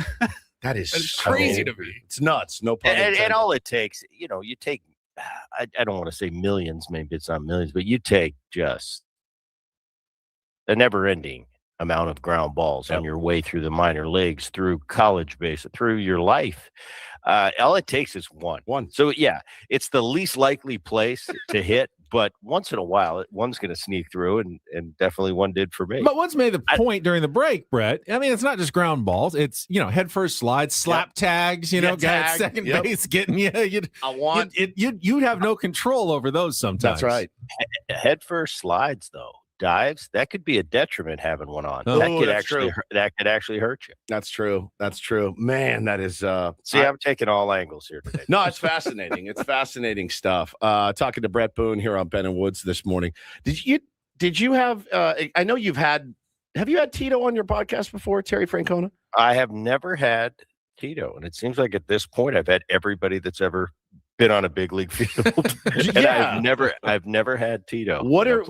Played against him for years. Okay, I was going to ask you. You never played for him. You played against him. One of my favorite guys to listen talk baseball. Him, Dusty Baker, those guys. Like I could listen to those guys tell stories all day. What do you remember about competing against him? Most of my time, I remember, I think he was in Philly. I've got one quick story for you. When I was in Philly, we were playing, Mark Portugal was a teammate of mine in Cincinnati, went to Philly. We're playing Philly. It's late in the game. It's one of those blowout games. And I think we were winning like 10-2. And I get to first base and they're not really holding me on. Oh, no. I'm in La La Land. And I just take off and steal. Oh, no. And back in those days, you didn't. In the 8th inning with an 8-run lead, you do not steal. And I get to second base, people are kind of looking at me. I look around, I realize what happened. And I just went, oh my goodness, what am I doing? I look to the Philly dugout. I say, Francona's the manager. I give him the I am so sorry look with the hand gestures.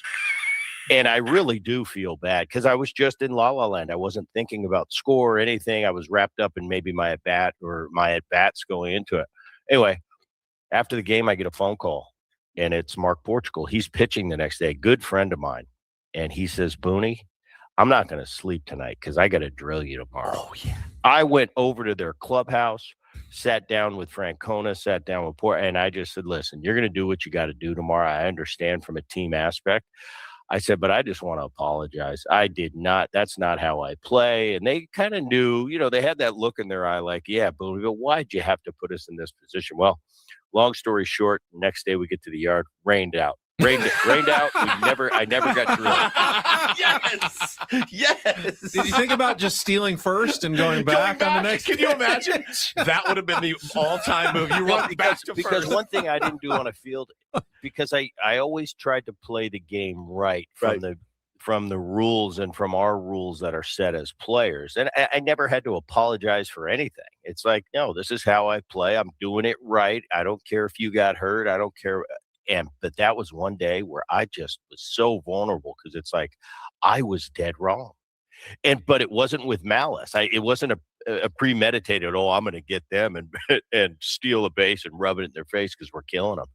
It was just one of those things where it's just a brain lapse. And I truly, that's a bad place to be when you feel bad because you know you were wrong. Yeah. And it just, you walk around life and it's almost like I can't even I can't hit, I can't play. I got to get this off my conscience. So that was one. But Francona, a consummate pro, played against for years, and then he went on to I believe after Philly was Cleveland. I'm not sure. Yeah. But yeah, we competed against each other for a long time. Well respected, man. Yeah, it's funny you bring that up, Booney, because like this morning I log into Twitter and I see a couple of instances that happened in college baseball last night, right? Where a kid strikes, throws a strike and he's like, I effing own you. And you can hear it. It's picked up on the mic. And then another guy hits a bomb and he's like, F you, and screams into the dugout. College baseball is insane. It's nuts. And I'm like, this wasn't always this way. When did this change? Like WWE baseball. Listen, I love a celebration. I love the Booney bat flip. I think there's a right way to do it. I think there's a wrong way to do it. But like the guy throws one strike and he's like, I effing own you. And then he gets taken bridge on the next pitch. And I'm like, when did this start? Why do these guys let their kids get away with it at that level? Well, I don't think it's a level thing. It's the horse is out of the barn, boys, if you haven't noticed. And I think it starts at the top, and it's the big leaguers. And when they're doing dances and everything's you've got your brand for everything you do. And I've kind of warmed up to it over the years. When it's done right. I think when it's done right, it's great awesome for the game. Yeah. But when I first retired, and you'd be with, your generation of players watching a game and see how these, how the game is played today. Get off my lawn. How can they possibly do that?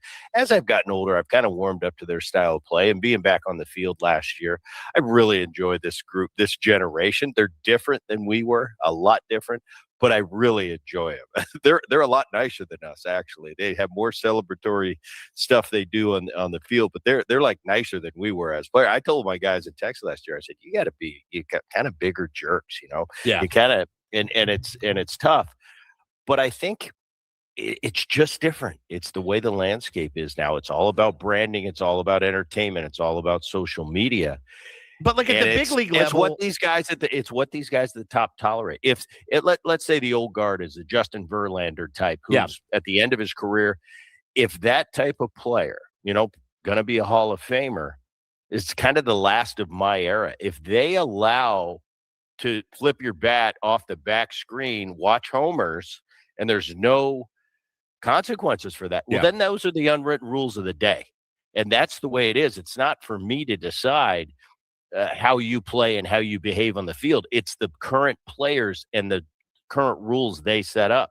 Well, they've set them up this way where there's no holds barred, and it's kind of entertainment. That trickles down to the college level. Okay. That trickles down to the high school level. And I think the dads who watch big leaguers every day do dances and pitchers celebrate and yell. And, you're watching Trevor Bauer do his sword thing on Instagram all day. So it's one of those things where it's just kind of the culture now. And these young players, they're very at a point in their life where they watch the big boys. They watch their heroes on TV. And if they do it, then it's going to trickle down to the youth. Bret Boone with us. Insider Calls presented by Grainger. Speaking of entertainment, Padres, Dodgers, 2 great games. I mean, I know early season, but just always feels like when these teams battle, it means just a little bit more. And I don't think either side can deny it at this point, Bret. No, I think it's awesome. It's been a great rivalry. What San Diego's done with this team in the past 5-6 years, the fan base that's kind of in San Diego now and shows up to Petco Park, it's a great atmosphere. The ownership's done a wonderful job with marketing these Padres, and it's a good product. I'm looking at this team, though. It makes no sense. The start to this season is crazy. To say that Tatis has no homers. Machado hit one last night, but is off to a real slow start. Basically, Sheets, who won Player of the Week, you got Andujar resurrecting his career. Your offense is in the bottom 10 of everything possible category. Pavetta's out. Musgrove's out. You're getting Giolito, Bueller. You're resignating. You're getting Bueller from the Dodgers, trying to revigorate his career. It's amazing, all the parts. The one constant with this Padre team, and it's been this way for a while, that pen is lights out. That's an elite pen. I don't care where the numbers are, if they're not number one, whatever. Over 162 games, this is an elite pen if you keep those guys out there healthy. And the guys, the Merrills, the Machados, the Tatis, you have to expect eventually they're going to kind of get back to the numbers we expect from them. But in the meantime, it's on Duhar, and it's Sheets picking up, getting the big hits, hitting the big home runs. And it's really fun to watch because there's no rhyme or reason right now. I mean, if you just look at numbers, there's no way the Padres have one of the best records in baseball, but they do. They're playing good. They're finding a way to win. Stammen, I got to give him credit. He's done a great job, whatever he's doing down there. You can tell there's a chemistry. There's certain years where chemistry kind of is the trump card. I think the Toronto Blue Jays of a year ago had it, where you just watched them take the field. They enjoyed one another. They liked playing baseball together. And that's something that everybody doesn't have. And it's a real big proponent to a winning ball club. It's just kind of an X factor, and not everybody has it. Actually, very few teams have that chemistry. Usually they win and lose from the talent on the field and staying healthy. But this team, I think they just have that little extra. And it's a team that like each other, likes playing together, and just has a nose for the finish line. They find a way to win games. Booney, great stuff. We'll talk to you again next week. Thank you so much.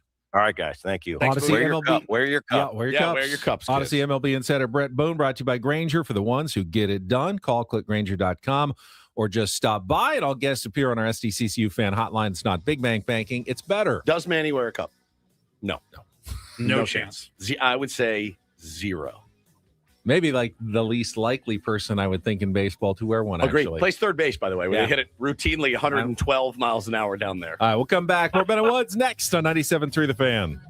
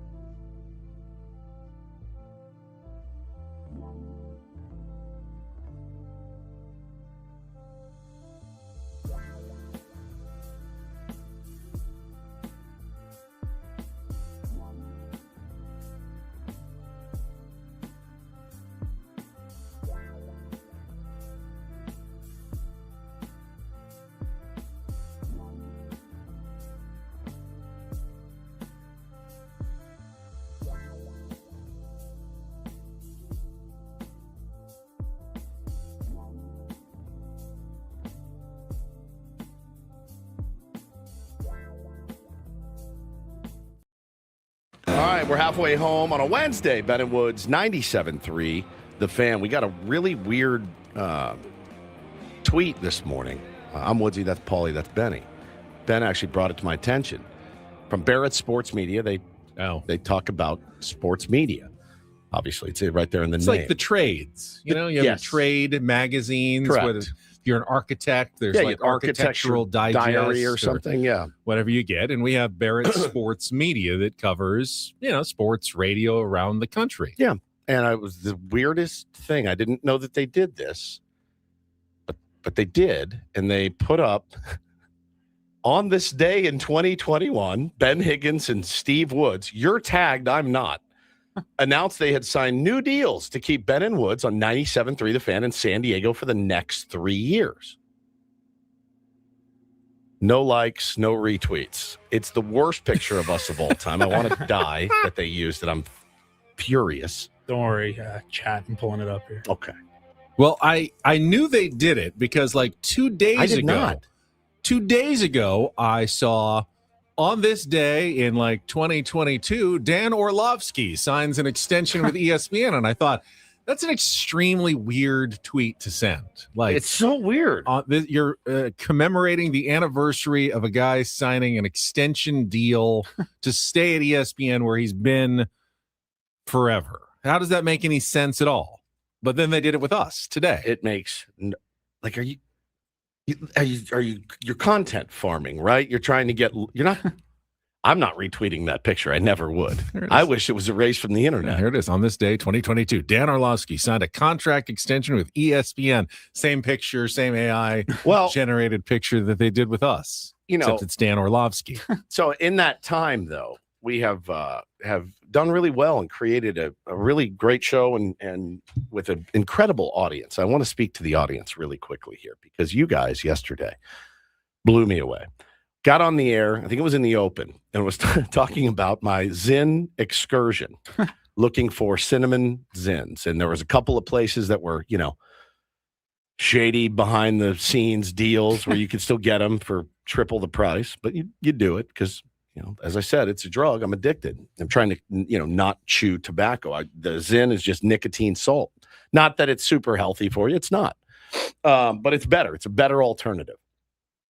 And I talked about having to go to a couple places. Both of them were out. And they said, they're just cracking down. And I said, oh, man, what a bummer. I must have gotten 25 DMs.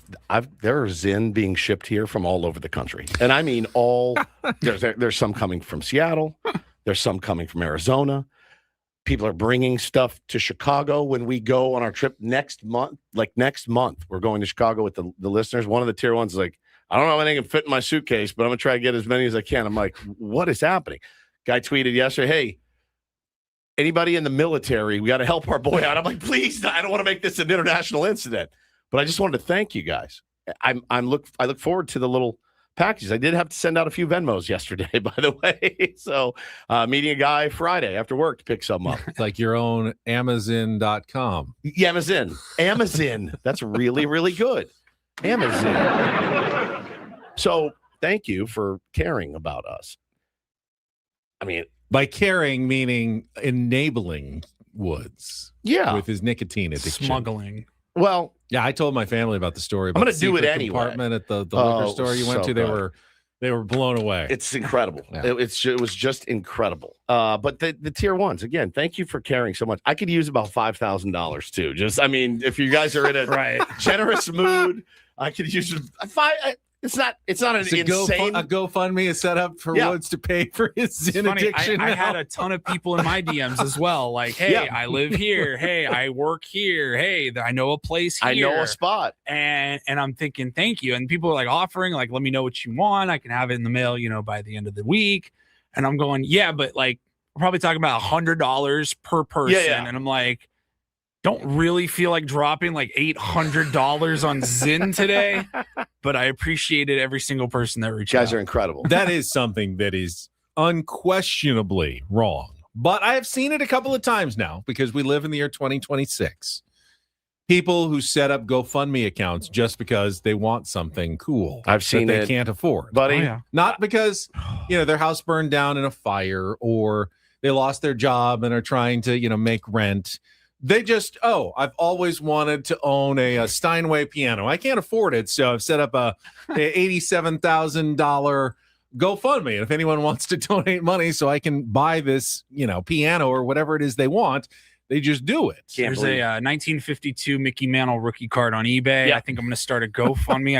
I really, really would like that. I can't believe you ripped this scab off, but you did. So I'll just go through the litany of the ones that I've seen since I've been here in 15 years. These are all former media members as well. One guy left San Diego and moved to a remote island and said, I've always wanted to run my own radio station, and I'd like you guys to pay for it, and set up a GoFundMe in the most remote place. Just left, moved to the island, was like, I'm here now. Yeah, I'll start a radio station, and I'm going to get all of my old listeners to pay for it. And it's a million miles. Hey, congrats on your passion project, but why are you paying for my next career choice, right? So that was one. I was infuriated by it. I mean, I went through the roof infuriated. I was so mad. And I it was at that moment I promised myself, when I'm done with this job, I'm leaving you guys alone. I loved our time together, but I'm not going to ask anything of you. I'm really not. I don't need you to fund my lifestyle. There was another one. This was a tough one because I worked with this person too, and I would loan this person money all the time. And there was a GoFundMe for front row tickets to a concert that was put out. I've always wanted to see this band. Not just get in. Not just get in. See it. Front row tickets. VIP. This is my dream. This is what I've always wanted. And I mean, Benny, it just the lack of self-awareness is something we've talked many times. You people at the salsa bar, getting your salsa. There's a lack of self-awareness that goes on. The person at the grocery store, the scratch off, the guy buying a lottery, there's a lack of self-awareness. And I thought that one to me is you can't put that out asking for front row tickets, a pair, for your listeners to pay for. And it just made me insane. And so I hope I never do that. I think, we say it all the time. It's like a topic wheel staple, biggest pet peeve or whatever. That's it. Lack of self-awareness. That's number one for me. And it could, that's a big umbrella. I know it can be how you walk through the aisle at the grocery store. It could be how you drive your car. It could be how you are as a friend or a coworker, or a teammate or whatever. Lack of self-awareness drives me insane. It makes me feel like I'm taking crazy pills. I'm like, am I the jerk? Am I the crazy person? This lady yesterday in the grocery store, I come around the corner and I've got my cart. And her cart is angled, blocking the entire thing as she's looking at Progresso soups or something. And I just stopped. I have my AirPods in. I'm listening to music. So I stop and she sees me and she goes, oh, she moves it just enough to where I still banged her cart on the way by. And I'm looking at her going, move it flush. Get it flush with this so that I can get by.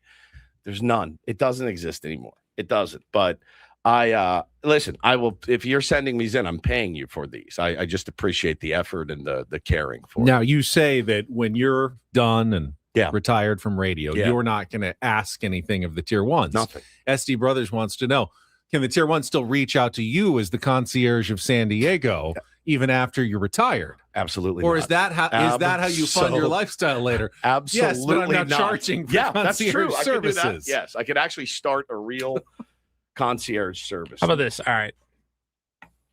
The final Ben and Woods show ends on a Friday. Yeah. By that Monday, the next Monday, you have a new phone number, right? No, by Friday afternoon. We're off the air at 10. Yeah. My phone number is changed by noon. Never to be heard from again. And then how many people get the new number? Who gets the new number? I have a list of 12 people. And I hope you guys are lucky enough to be on it. It changes. It's an evolving list. Yeah. I scratch people on, I add people, right? It's fluid. Yeah. Like Aussie Tony, he's in now. He wasn't on there a couple of years ago. He's on there now. But yeah, no, Paulie, thank you guys. It's been a wild ride. It's been crazy. I'm crying. The whole bit. Does this Adam is it. get your phone number? No. No. And then I tried calling you. we hug. I get in my car and I go to Verizon. It's my very, very, very first.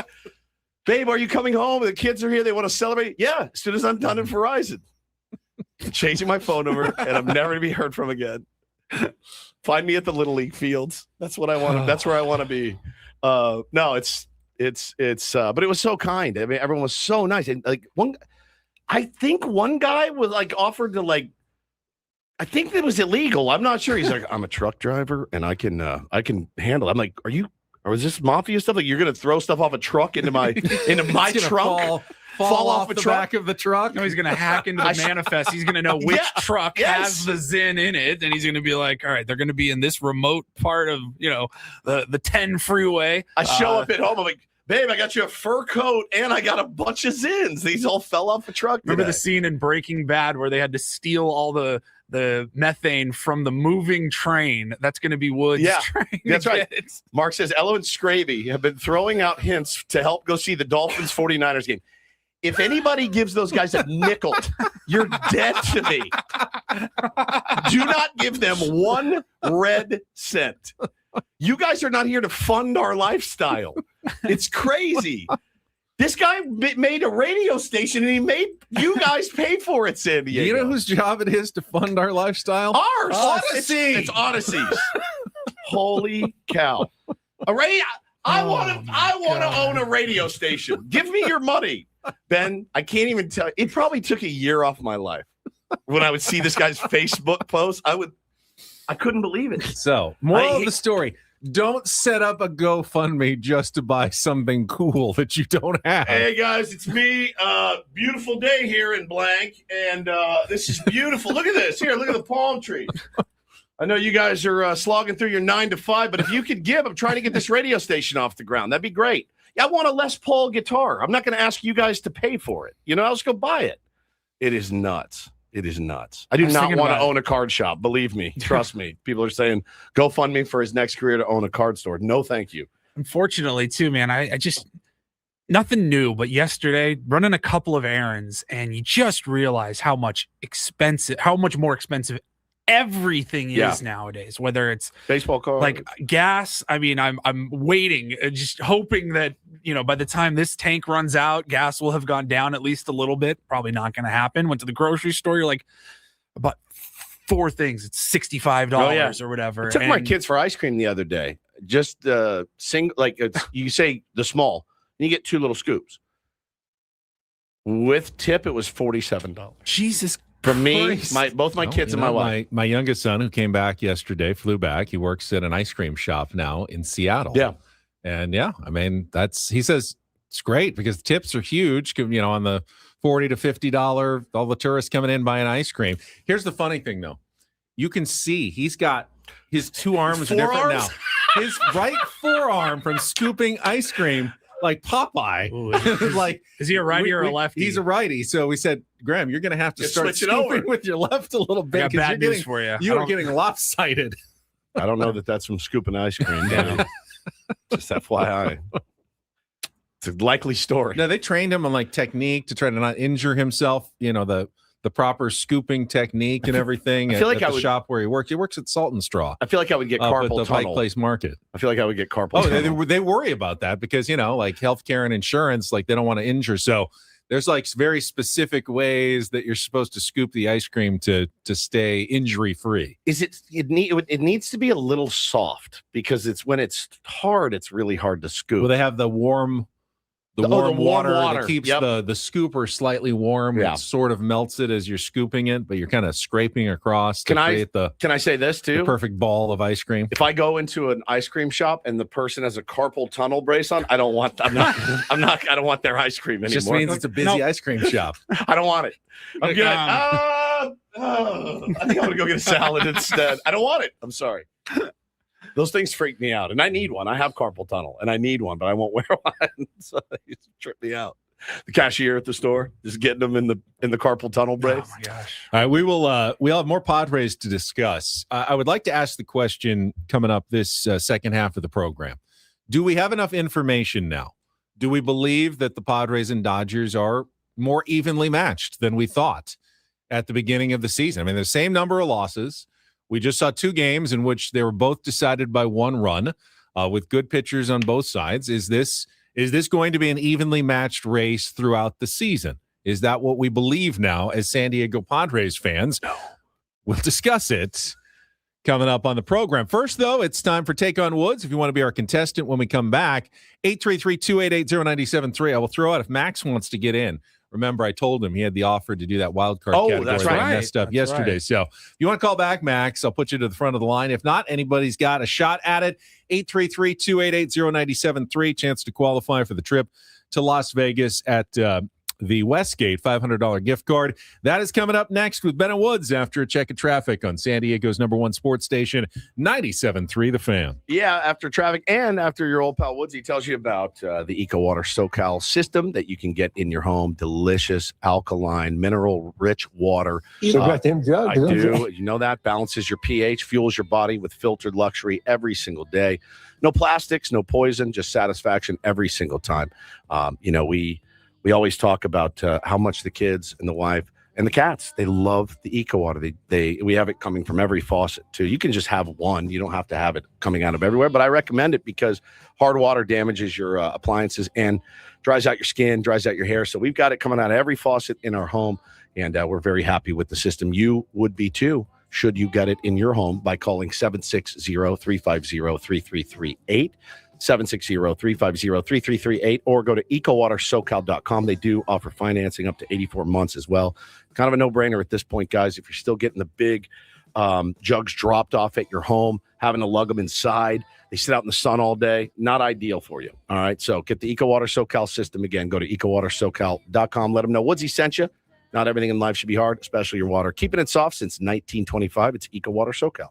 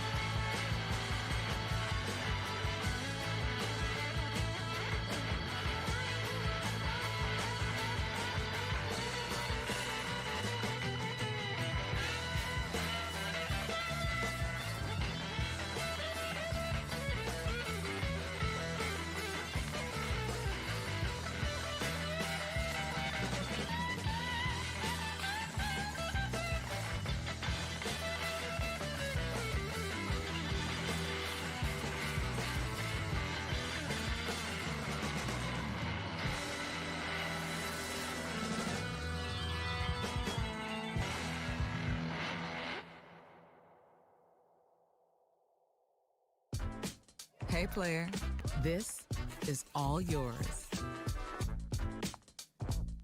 This room with this view.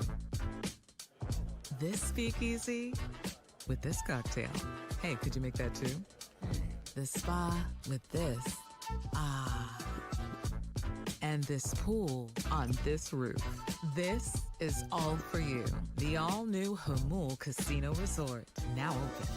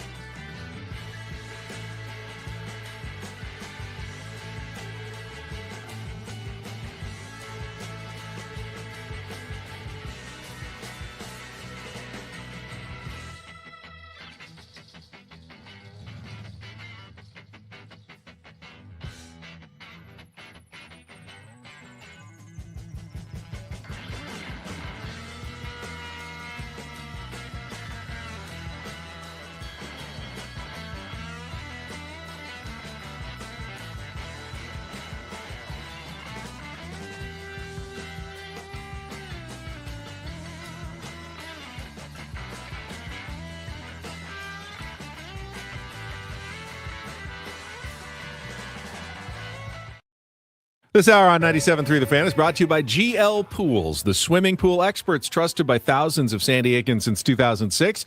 Baseball is back, so is swim season. Make sure your pool is ready. Call now, mention radio for a free month of pool service. When was the last time you were in the pool? Oh, man, when was the last time I've been in a pool? Ooh. Way too long. I was in the ocean more recently than That's right. Than you were in the pool. ocean. I did take a dip last week. I'd like to go back I in went for my another spa day when I went to La Costa. That's right. I got in the pool in my spa day. It was nice. It's been a long time. I wish I had a pool. What do you do I'd be in it by every day. yourself at the spa? It's tough. pool? I've done it. You're not sit there to like swim laps. You look like a pervert. There's no question that you're there solo. Yeah. Right. And there's groups of women, there together. Couples. I was just rotating around looking at each group of women. I bet you were sitting in the pool. There's nothing else to do or look at. You can't do flips and stuff underwater. You're not playing football with a buddy. Oh, yeah. Your kids give you something to do. Like, okay, we're gonna run. You and dive in and catch the ball and play that a million times. But yeah, by yourself, just in the pool is kind of a weird, awkward. It is. How long can you situation? make it? I'm 10 I minutes. was like 12 minutes. I'm like 10 minutes. I'm like, I gotta get out of here. This is so uncomfortable. I remember being in Vegas. It was just so damn hot. I was like, I'm getting in the pool. Yeah. And Megan stayed under the umbrella in the chair, like near the pool. And I was kind of just like on the, the edge of the pool, just kind of hanging out, but staying cool. Because otherwise I'm like, well, what else am I like? Again, you're not there to like swim laps and work out. So you're like, what do I do just by myself? Marco. You're just swimming underwater, Marco. trying to go from one side, holding your breath. Be like, babe, here, throw these plastic rings that sink to the bottom. I'm going to dive down and go get them. I've realized about myself, I find it hard to relax. If I'm at home, I can literally lay on my ass and do nothing, but I'm on my phone. But like, I can't, if I'm at a pool or a spa or something, I can't relax. I'm like, sometimes I'll take the deep breath and float like I'm a dead body in the pool. That's good. Yeah. But you can't do that for long. No. But so you're in the pool, right? You got your hairy chest out, which I know you've manscaped it a little bit, but you're leaned up against the thing, and there's all these groups of women, and they're like, oh no, look over there. Look at oh God, who's this guy? And he's looking at us. I swear his glasses just went from prescription to dark because you're out in the I don't sun. wear glasses at the pool. You don't wear sunglasses in the pool? No. No? No glasses in the pool. I love that move. Get No wet, they sunglasses? fall off. They fall to the bottom. You lose them. No, they don't fall off.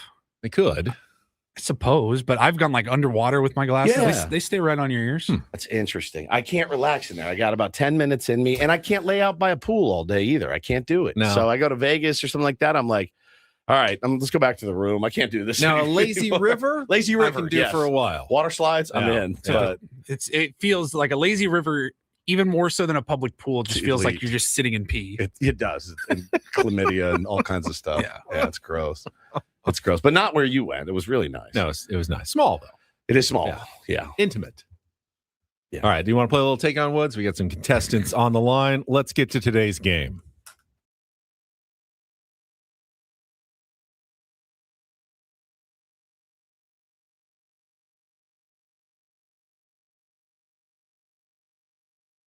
Woods. Take on Woods brought to you by Bay Alarm, security and fire alarms for every business. We got you, and I do not see Max. So let's open it up. Is this Devlin? Yeah, good morning. Devlin, good morning. All right, here are the new rules. Means we just have 2 categories left this week. It's an either or.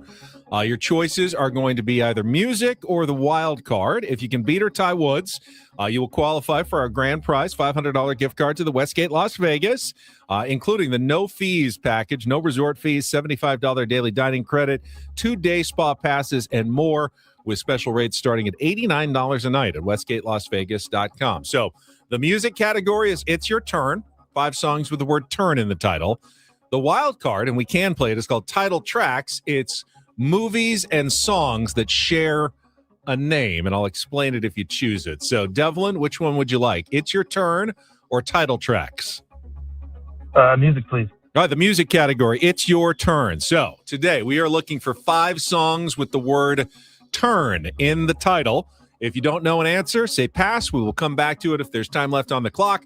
First question's the 2-second song. Paulie will play a little music. You need to give me the song title and the artist. Remember, all the songs include turn. All right, Devlin, are you ready to play? Yes, sir. All right, let's put 60 seconds on the clock. The category, It's Your Turn. Your time begins when Paul plays the music. Good luck, Devlin. Let's take on Woods. Turn the page, Bobby Seger. Correct. DJ Snake and Lil Jon caught lightning in a bottle late in 2013 with which single that appeared on the Furious 7 soundtrack? Turn down for what? Correct. One of the first videos played on MTV was which signature 1980 hit by the Vapors? Oh, man, I don't think we can say it, but turning Japanese. Correct. The Byrds borrowed lyrics directly from the Bible's book of Ecclesiastes for which 1965 song that became a major international hit? Turn. Correct. Before they were working for The Weeknd, Loverboy rose to prominence with which 1980 debut single? Turn Me Loose. Oh, nicely done. Well done. Devlin, 5 for 5 in music. It's been a while, but you have qualified for the trip to Las Vegas. Stand in line. Paulie will get your information. Well done. Let's bring Woods back in. See if he can match that in music. That was well done. All right. We've got a music category for you today. All right. I think Woods might have heard me say well done as he walked in. So he knows the pressure's on. Yep. The heat is on. All right. No category for Woods. 60 seconds back on the clock. You never know. He could have gotten a 0. True. Gotten a 4. It made 4 a is well done. valiant A for effort. You don't know how tough the category is. True. 60 seconds on the clock. Your time begins when Paul plays our 2-second song. Good luck, Woods. Let's take on Devlin. Oh, it's Turn the Page by Bob Seger. Correct. DJ Snake and Lil Jon caught lightning in a bottle late in 2013 with which single that appeared on the Furious 7 soundtrack? Pass. One of the first videos played on MTV was which signature 1980 hit by the Vapors? It's the category. Is it Video Killed the Radio Star? No. That's the Buggles. Incorrect. The Byrds borrowed lyrics directly from the Bible's book of Ecclesiastes for which 1965 song. Turn. Correct. Before they were working for The Weeknd, Loverboy rose to prominence with which 1980 debut single? The Kid Is Hot Tonight. Incorrect. Damn it. DJ Snake and Lil Jon caught lightning in a bottle late in 2013. Oh, Turn Me Loose. Son of a Turn Me Loose. And then what's DJ Snake and Lil Jon? Get Turned. Turn down for what? Oh, Turn Down for what? 5-3. That is Devlin all the way today. And it's your turn. music category. You've been begging for music for like a week. I know. What was the MTV one? Turning Japanese. Oh, okay. That song's about. Do you know that? No. You didn't? I didn't know what it was about. You didn't know? I didn't really listen to the lyrics that closely. Yeah, it's about self-seduction. You are right that the Cool the Jerk Buggles was the first video ever played. Yeah, on Video MTV. killed the. Video killed the radio star. This was just one of the first videos.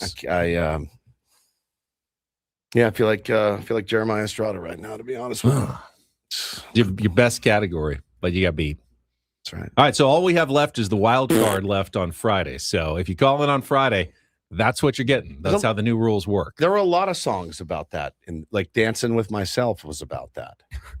Did you know that? Did you think that Did you think the guy was just dancing by himself?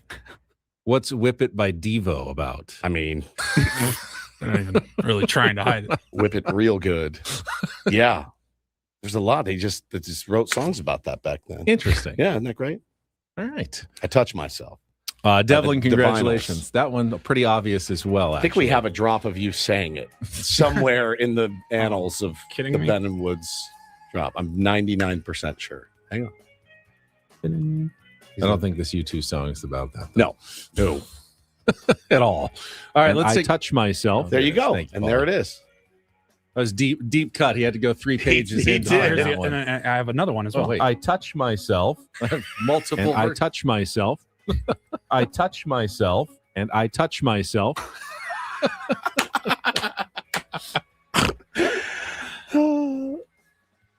Thank you. We've got our MLB. I touch myself. And I MLB touch Reacharound myself. Coming up next. Wait. Just to get that tease clear, what segment is coming up next, Ben? MLB Reacharound. Oh, okay. My neck. Okay. Just hurt my neck. Damn it. Oh, It's coming up next year on 97.3. The Stroke. That was another one. Billy Squire. Yeah. All right. Of course, this is the time when I get to tell you about SDFatLoss.com. Take advantage of the spring special right now. I feel like this is a good time of year to start losing the weight. Maybe that's why I've been getting so many texts and calls from people asking me about SDFatLoss.com in the last week. It is a very effective, very fast weight loss program where you can lose up to 1 pound of fat per day and 10 to 20% of your body weight in just 60 days. For me, that meant losing 40 pounds in 60 days. But better than just losing the weight, I've kept the weight off for 3 years. And the reason why, for me at least, was it upped my metabolism because I was eating real foods that I was used to, not switching over to bars or shakes. You never have to buy any bars or shakes with SDFatLoss.com. They will coach you. They will help you and support you. Make sure your weight loss remains on track for those 2 months, and then they'll help you maintain the weight loss when you're done, all for just the one-time cost, not the injections. That is the ongoing cost pretty much forever and ever if you want to keep the weight off. One time, get the weight off, and by the time summer is here in San Diego, you're going to have a new you with a new body. You don't have to exercise while you're losing the weight, although I found that after I was done, it was much easier to exercise. Get on the Peloton now. So, hey, if this sounds good to you, set up a free consultation at SDFatLoss.com. And again, sign up for the program. Take $200 off right now during the spring special at SDFatLoss.com. That's SDFatLoss.com. Results may vary.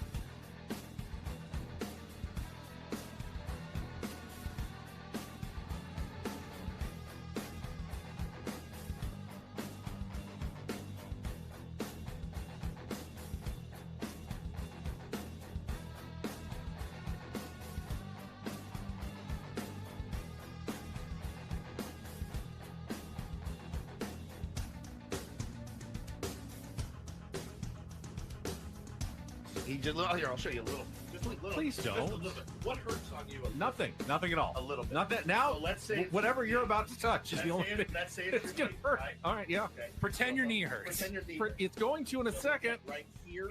Oh, that is not pleasant.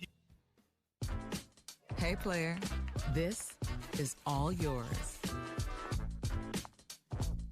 This room with this view. This speakeasy with this cocktail. Hey, could you make that too? The spa with this. Ah. And this pool on this roof.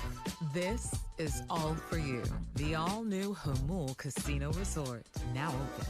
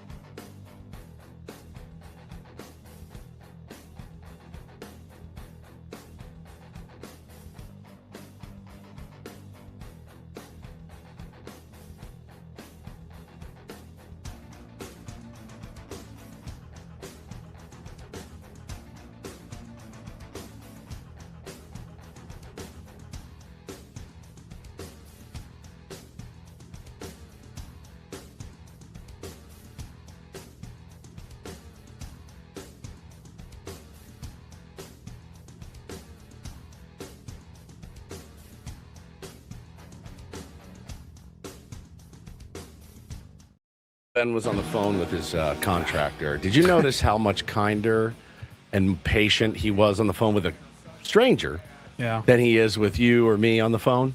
Or his mom, a stranger who's going to be in my house for the next 3 weeks. Yeah, I've heard you talk to your mom. Yeah. Sure. Okay. You're like, Alex, how are you, buddy? Good to talk to you. Like, you sounded like the robot feature turned off for a second, and you were human, Ben. All right. Okay. Thanks. Okay. All right. Okay. To be fair, most phone conversations you hear are me during our commercial breaks, which I know I've got a clock ticking. Not after the show. I've got to get done with them. No, after the show. That's true. No. That's true. Yep. Yeah. Sure. Well, I hope you and Alex have a great time together.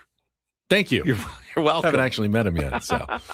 But you're kinder to a stranger on his way to my house than your brother, and your mother. Yeah, someone who's about to walk in my front door and with my children and wife there present. Yeah. Gonna give him a little extra on the kindness meter on the phone. All right. Okay. I'm first of all, Ben Woods, brought to you by David P. Shapiro, criminal defense attorneys, helping good people regain control of their future when charged with a crime since 2010. Visit davidpshapirolaw.com. I asked the question, do we have enough information now after pretty much 50 games of the same record? Well, Dodgers are half game ahead of the Padres, but same number of losses, loss column. 2 meetings that have been extremely close all the way through, determined by 1 run each. Is that enough to say that the Padres and Dodgers, you think, are going to be evenly matched throughout the season? And you kind of under your breath said, no. No, I mean, I said it yesterday. Wake them up when September starts.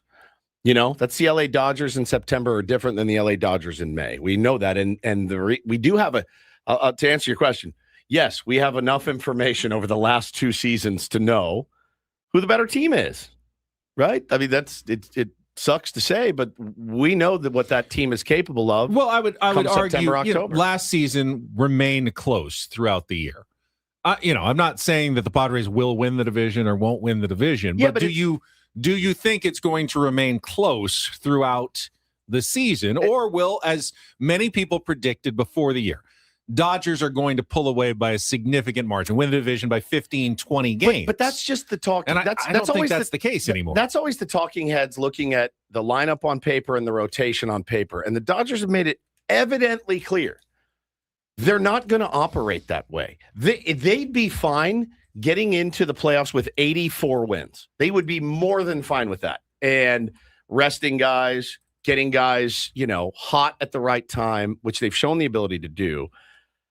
You can't look at them. You cannot compare your team to them. And you can't do it if you're the Braves. Well, do you want, when you see the Dodgers, do you feel like they're not trying to win the games? The Padres are trying much harder than the Dodgers right now? I just think that there is a different level that team has, and they're unhealthy as well, as Katie Wu mentioned yesterday. We also talked about some of the benefits of them having the Padres ability. have been quite unhealthy as well. Correct. Starting pitching especially. And I just think, look, at the end of the day, they're not a measuring stick. You can't measure yourself against them. You just can't. You always measure yourself against the other teams in your division. Because you have wins and losses. You're constantly measuring yourself, not just against the Dodgers, but are the Padres going to stay ahead of the Diamondbacks? Sure. Are the Giants truly putrid and we don't have to worry about them the rest of the year? But again, I think I don't think you could look at that organization and be like, yeah, we're in lockstep and we're neck and neck with those guys. I'd be really careful to do that. Last season, the season before are gone. Yes, the Dodgers won the World Series. The experience is not gone. The experience of a Game 7 against the Blue Jays is not gone. It's still there. Padres have playoff game. How's that gone? How's that gone? They have the experience. Did the Dodgers get better? Experience of failure. The experience of playing an incredibly close game that came down to the wire. The Dodgers easily could have lost that game against the Blue Jays. Yeah, but they didn't. Does that change who they are fundamentally this year? Yes. So if is changed and crazy, the Blue Jays right? score, that fundamentally changes who the Dodgers are this year? 100%. With the same players? It's all cyclical because they won that World Series 2 years ago, right? Long-ass series, long-ass season, a little banged up to start, slow getting out of the gate, whatever. I don't actually remember how they started last year. But you know what I'm saying? They didn't run away with it, right? Yeah, they never really played as well as we expected them to. They didn't run away with it. They're off to a good start this year, but not kind of what everybody thought. It's the same thing. They're playing more baseball than anybody else, but they have more experience than anybody else. They've added $100 million or whatever, maybe more, to their payroll this year with Tucker and Diaz, and they've spent money. Their experience in the postseason of winning the World Series with their backs against the wall, I think it changes who you are as a team fundamentally because that core's still there. The fundamental thing was the Dodgers beating the Padres in the 2024 playoffs, right, with a 2-1 lead and the 24 scoreless innings. Because if the Dodgers don't do that, they fire Dave Roberts, and they're a completely different team right now. Instead, they win the World Series. That helped them win the next World Series, and now helps them become favorites to win this World Series. That's the fundamental difference right there. But in terms of just this season, every season's its own creature and entity, and I don't look back necessarily at other seasons and determine this team is a different team. Like the Blue Jays. Well, look at the Blue Jays this year. They were a really good team. We heard Bret Boone talk about their chemistry last year. Can't figure it out this year. Yeah. They lost a couple of guys, but they added some players too. They lost though. They lost one they should have won. They lost a heartbreaker.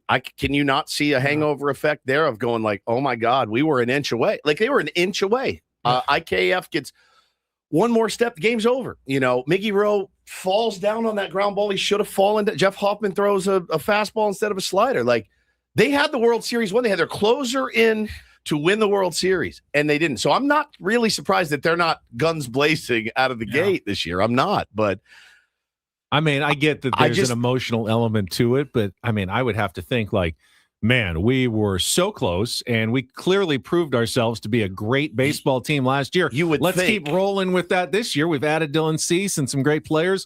And now they're playing terribly right now. They are. But again, I think it's totally different. You ask if winning the World Series fundamentally changes you. Yes. And I think losing the World Series also fundamentally changes you. That's just an opinion. There's no way to back that up with science or anything else. None. Let's go through it a little bit. Right after traffic, we'll get to our MLB Reacharound. 855 Get Ross Traffic Center. Injured? Demand justice. Demand Jurowitz. 855GetRoss.com. In San Diego, the 5 northbound slow from the 54 to the 94. The 94 heading westbound sluggish approaching the 805, then slow all the way to the 5. I'm Sam Tidrick, Odyssey San Diego Traffic. This traffic report is brought to you by local and veteran-owned Manny's Sedano Ford. San Diego, shop local this Memorial Day at Sedano Ford. This veteran dealership is offering Ford employee pricing to everyone. Lease a 2026 F-150 for $478 a month with $1,000 down, or a Maverick XL for only $369. Visit SedanoFord.com for details. They're doing the Reacharound.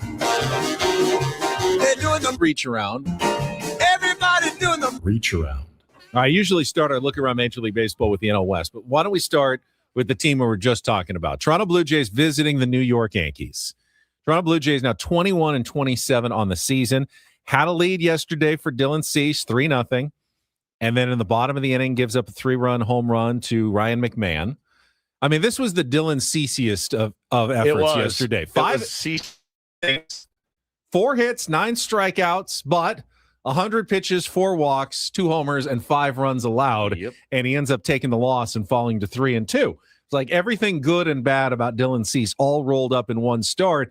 Ben Rice hit his 16th the next inning to give the Yankees the lead for good, and they held on for the 5-4 win. Do you know what I would do for Ben Rice on this team? Do you know what I would do? It would the depravity, Ben, of the things that I would do would shock your virgin eyes. Having a really good start to the season. 7 really good player. OPS over 1,000. Really good player. And 16 home runs. Yeah, he's having a really, really good season. I got a sweet relic card of him. It's got the pinstripe. Oh, it looks good. Another struggling team. The San Francisco Giants look like they had up 1 out away in Arizona when Ketel Marte hit a 2-out walk-off 3-run home run to give the Diamondbacks a 5-3 win over the Giants. Man, did you hear the audio of the walk-off? If Paulie can find it, it's everywhere.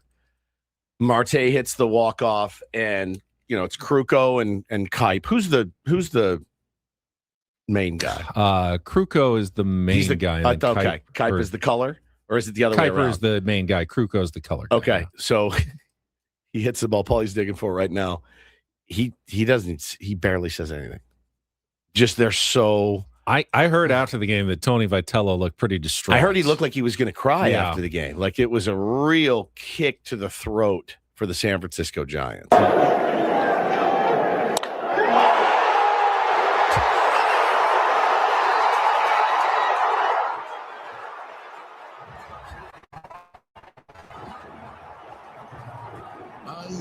Unbelievable. All right, start it over. I'm going to run clock, Paulie. I can tell you. Okay, tell me exactly. I'll tell you. I mean, the pitch was a slider in the dirt. It was in the dirt, dude. It was not a bad pitch. All right, from there? Yeah.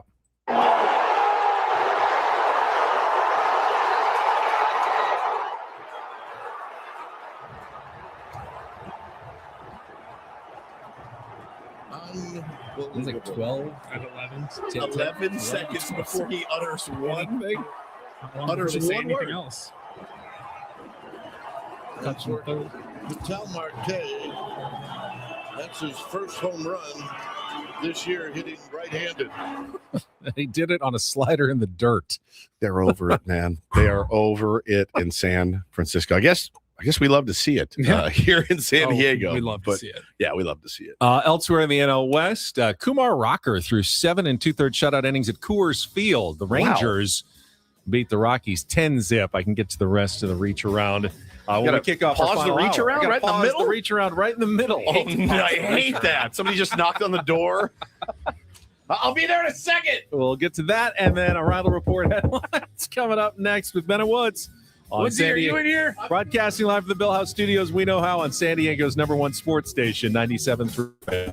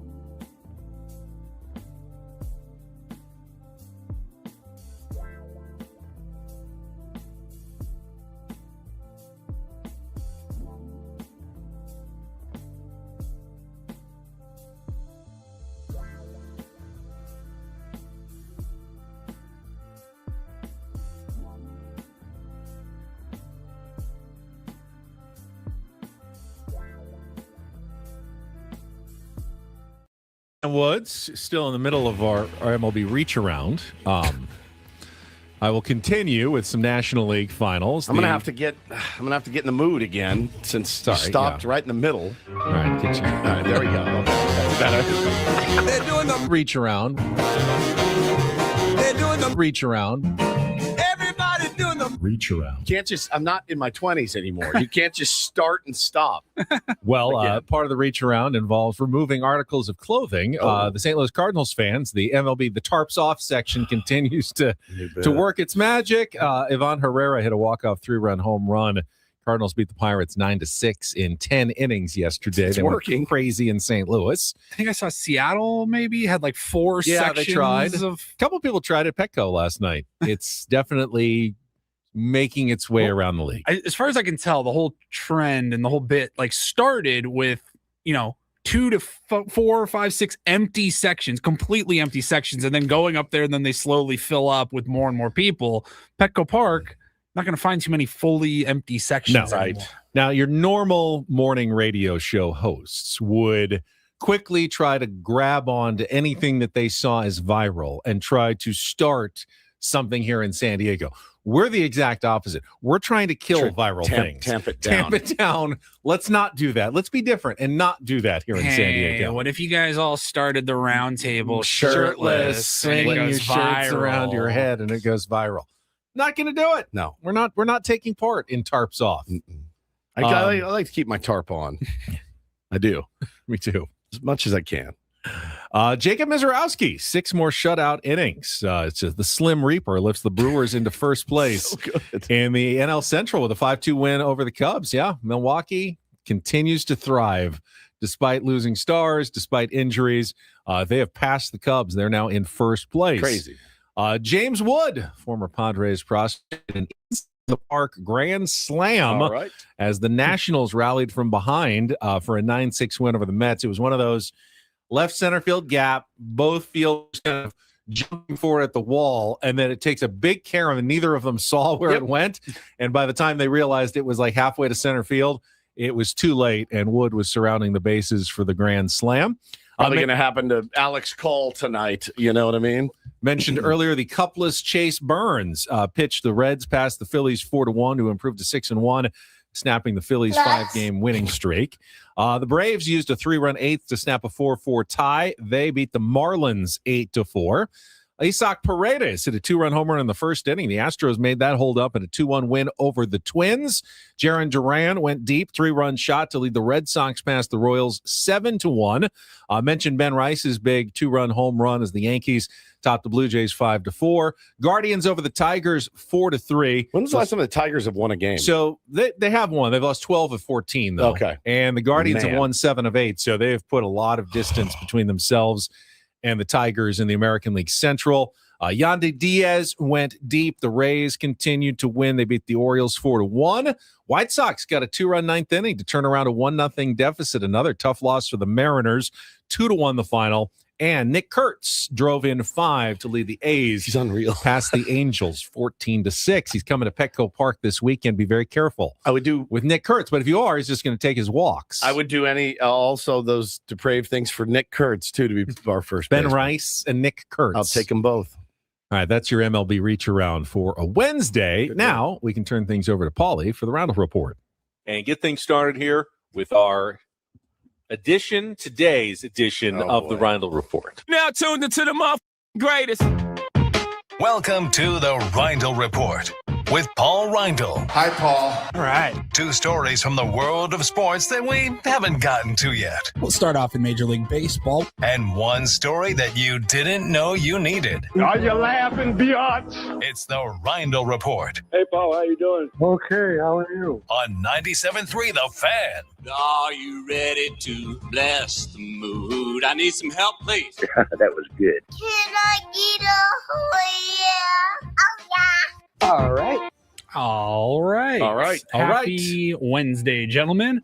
Start off in the NFL. I believe this story came out a couple of days ago, and we haven't gotten to it yet. But the NFL has announced, or I don't even know if it's been announced officially it's been yet. officially announced. It was approved unanimously by all 32 teams that Super Bowl LXIV will take place in 2030, and it's going to be held in.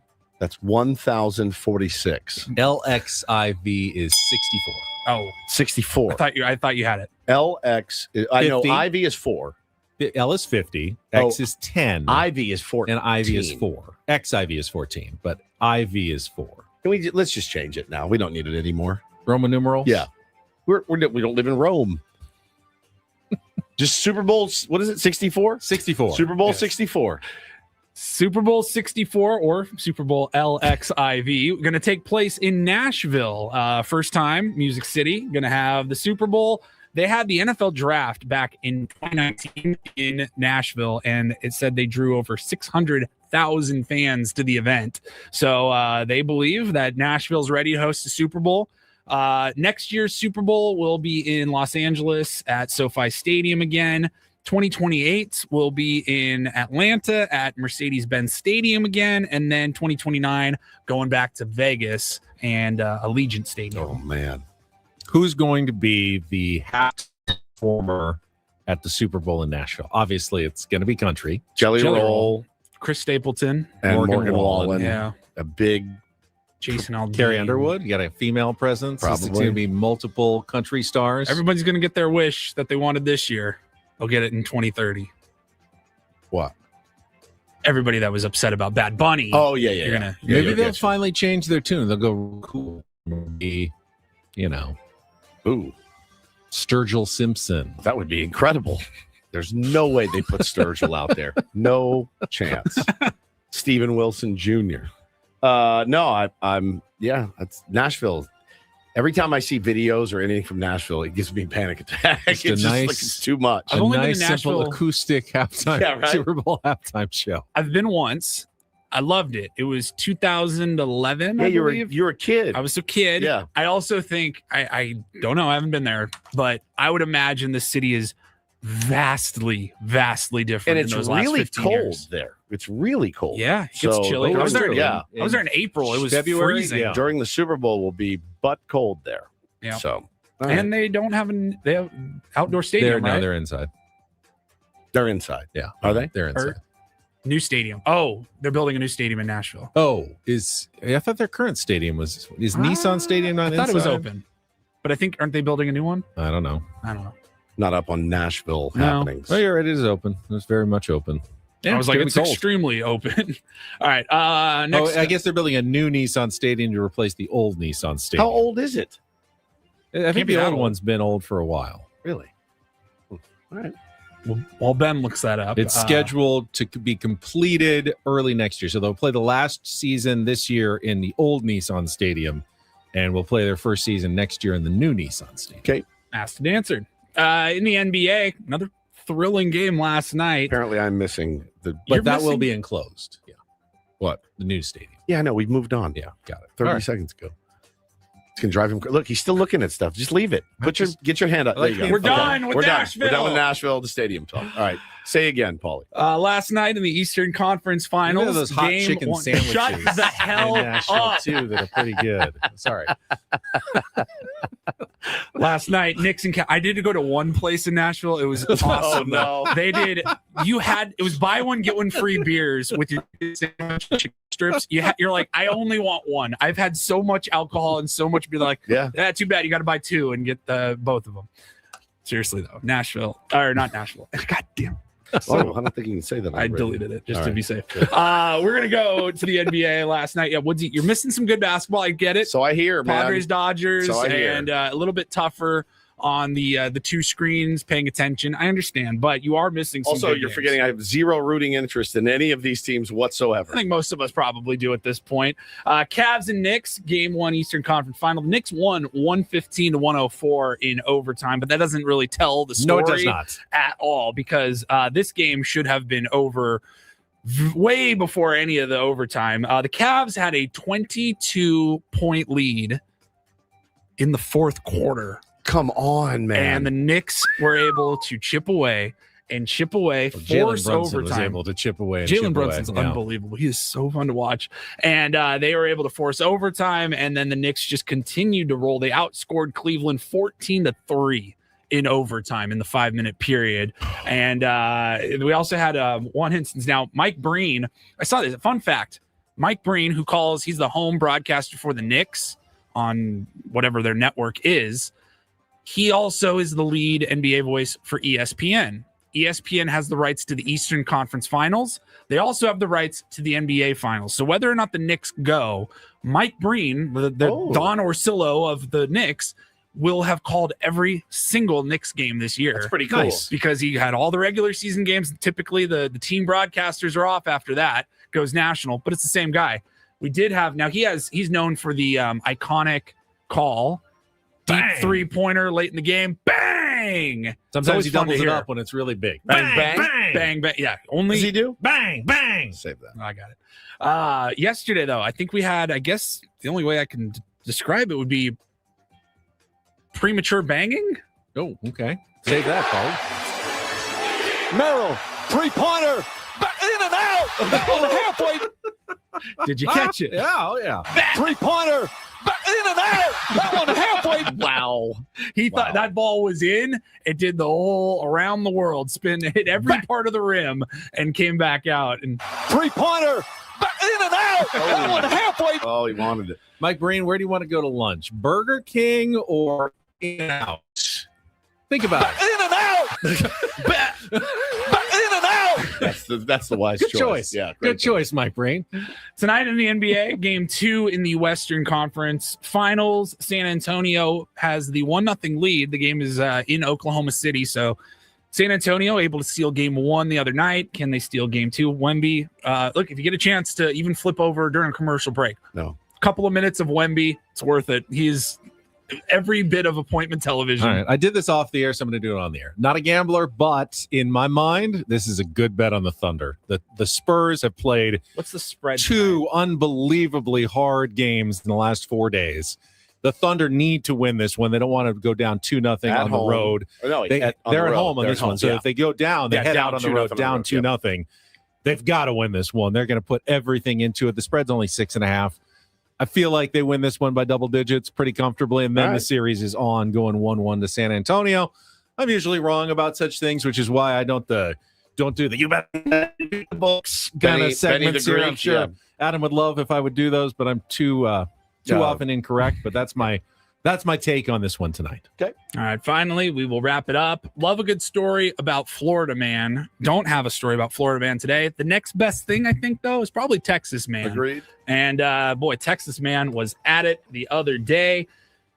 This one's going to hit a little close to home for, one of us in this room. Anybody here, raise your hand or say I. Okay. If you were born or raised in Grapevine, Texas. I. You went to Grapevine High School. I did.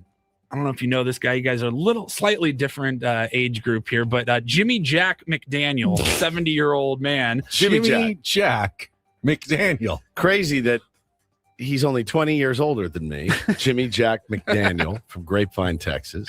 He was arrested because he drove his Tesla Cybertruck into Grapevine Lake on Many Monday times night. been there. I was not familiar with this, but the Cybertrucks, they have something called Wade mode, which I'm not sure what it's meant to do right now because it definitely didn't work for Jimmy Jack McDaniel. Wade mode.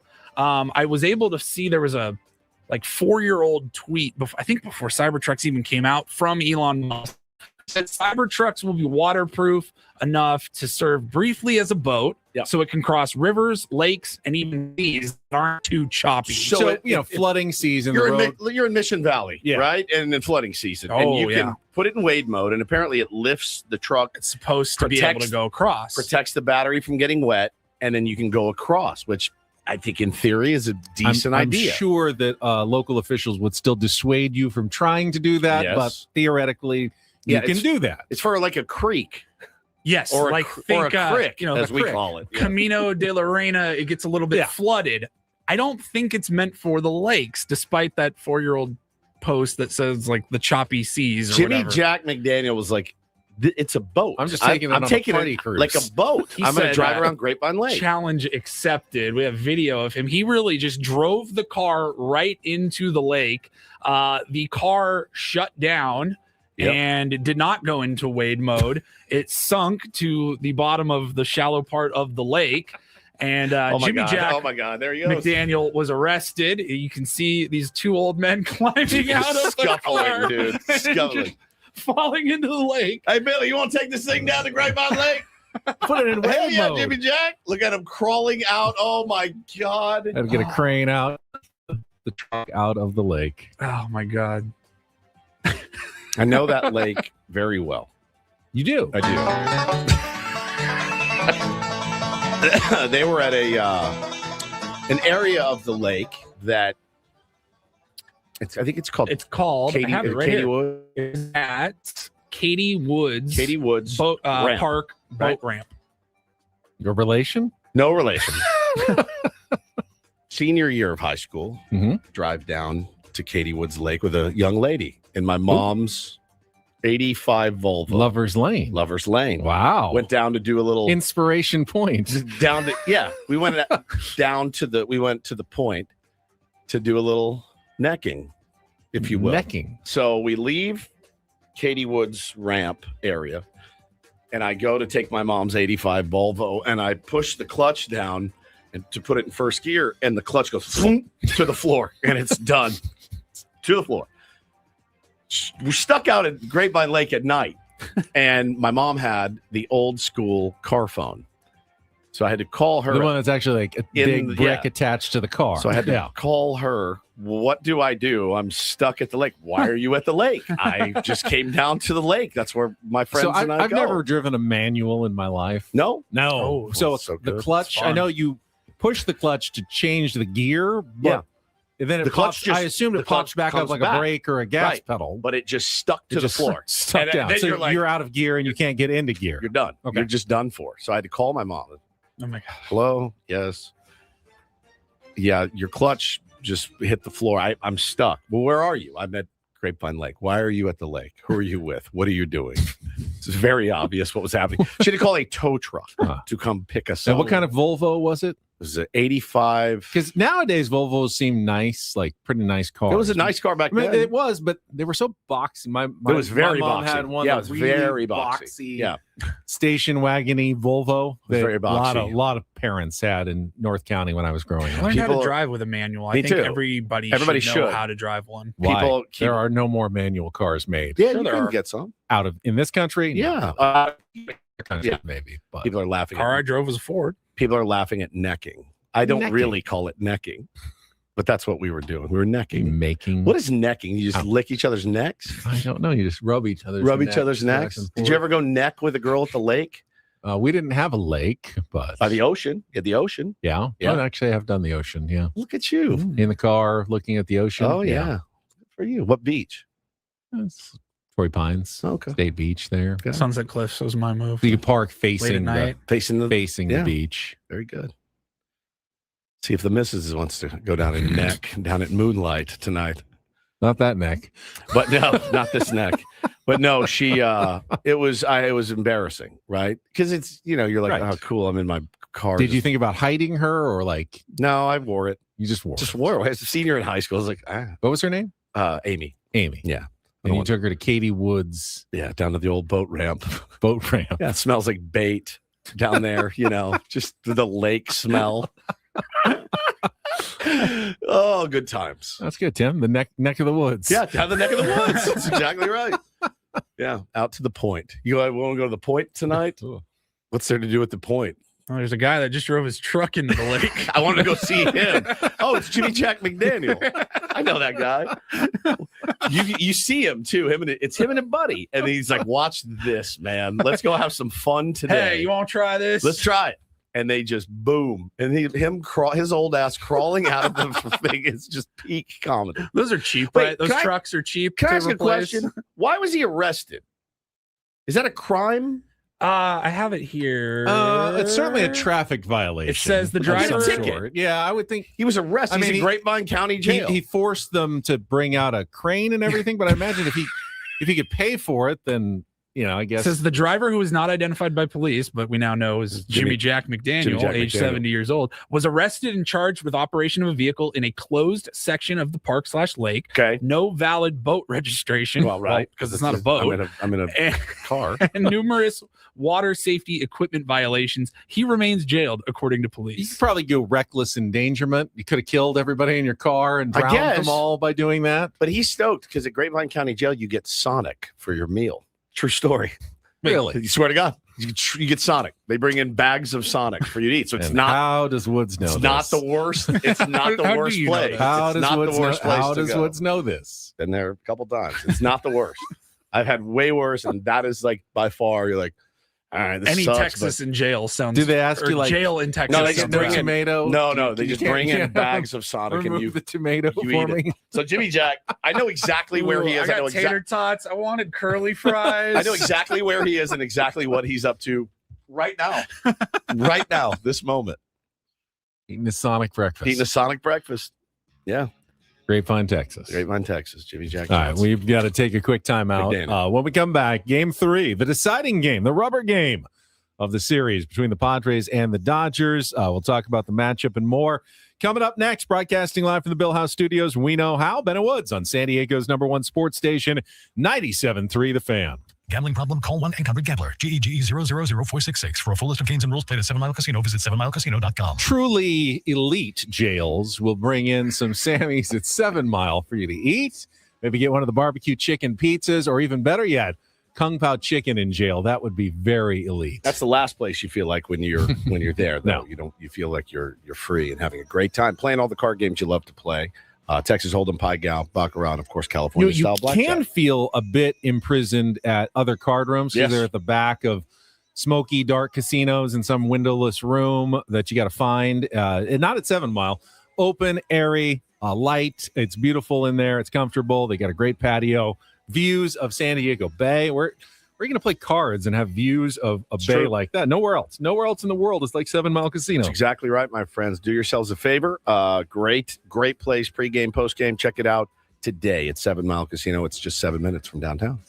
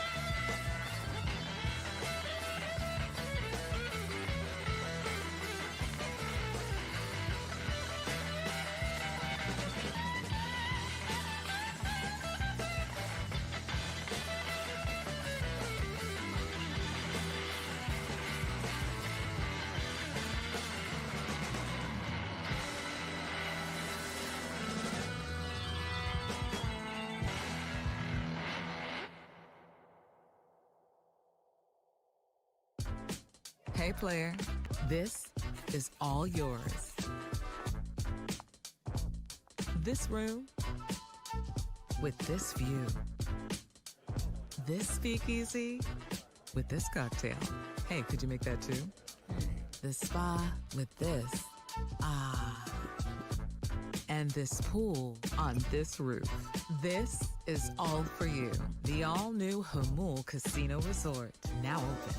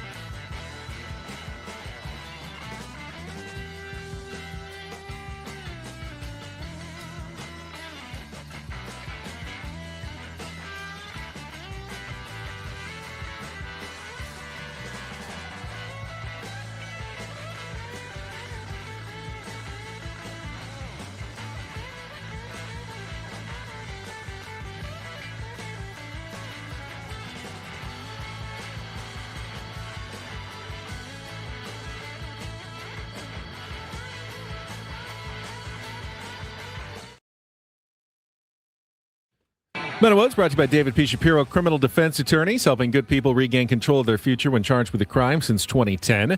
Visit davidpshapirolaw.com. If this was 1978 and I was looking at the matchup between the Padres and the Dodgers tonight, say Randy Vasquez is 5-1, Shohei Ohtani is 3-2. The Padres clearly have the advantage in tonight's game. A little look behind the numbers for Shohei Ohtani will show pretty solid effort. He's given up 4 runs all season. 4 all season. Jeez. 0.82 ERA. He struck out 50 batters in 44 innings. He has pitched like what he wants to be, and he has stated that he wants to be the National League Cy Young Award winner for 2026. That's the challenge facing the Padres tonight at 5:40 in Game 3 of the series against the Dodgers. Now you can kind of understand why Stammen went to Mason Miller to keep that game tied last night. That's a good point. Yeah. That's really, you're looking ahead there. I didn't love it. We just talked to Dennis Lynn on Monday about the overuse of Mason Miller. I understand it. I think, when that opportunity presented itself, yeah, of course he would rather have a bigger lead, or, if you're down 1, you probably don't do it. But in that situation right there, I understood it. And, there was a conversation earlier in the day between Ruben and Craig and Mason. How you feeling? I feel great. You need me tonight. Go get me. Right. And okay, well, Shohei's going to be on the bump Wednesday. Let's try to grab one tonight. And they tried and they didn't come through, which happens, but I understand the move now. I mean, this guy's unbelievable on the bump. He's unbelievable. And he's going to hit tonight, and he's been hitting. Going into last night's game, the Padres were 25-1 when tied or leading after 7 innings. Yep. So the formula has been very successful. You put Mason Miller in a game, Padres find a way to win. Yep. He had not lost once in a Padres uniform. His last loss was over a year ago with the A's. So you feel good that he's going to get through the inning and you're going to get an opportunity to score. And at the very least, you're getting a home opportunity in extra innings where you know what the other team does. That's always an advantage when you're playing at home. So you liked your chances to win that game. Didn't work out, obviously, for the reasons we've gone through.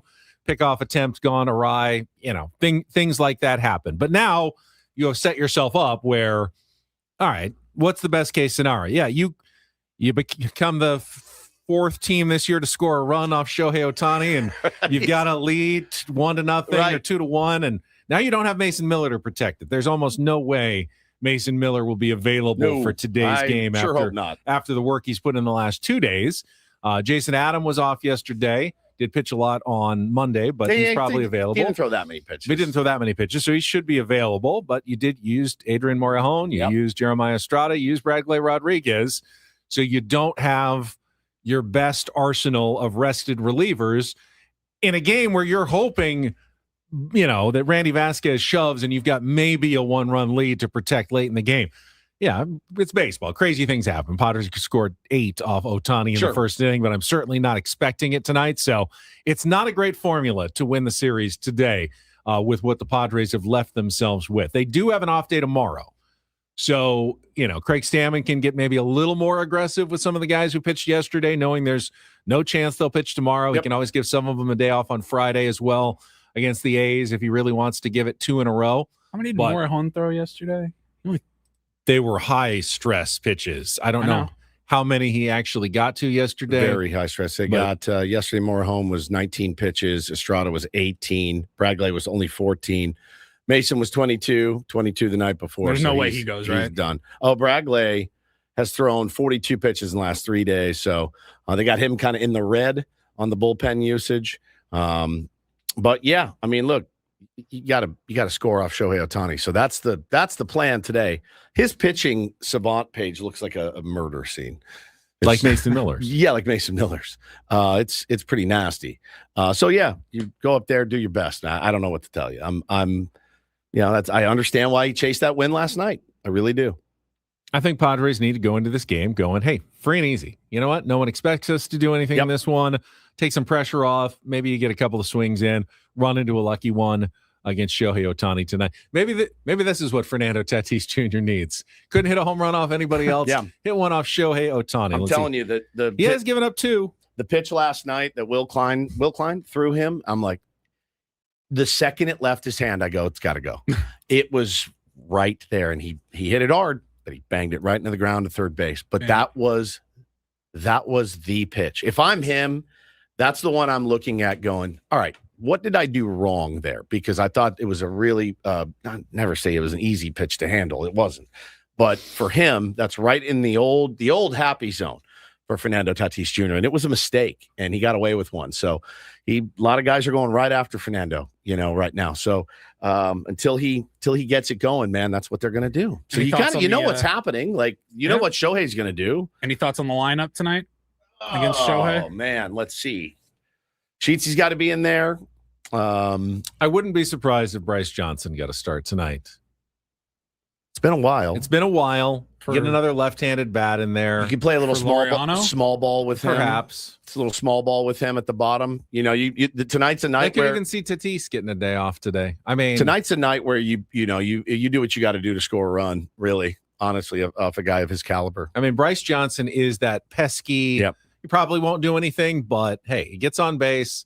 Something happens, you're trying to find a way to score one or two runs all day. With an off day, I'm not benching Fernando Tatis Jr. Probably not. He was on base twice last night.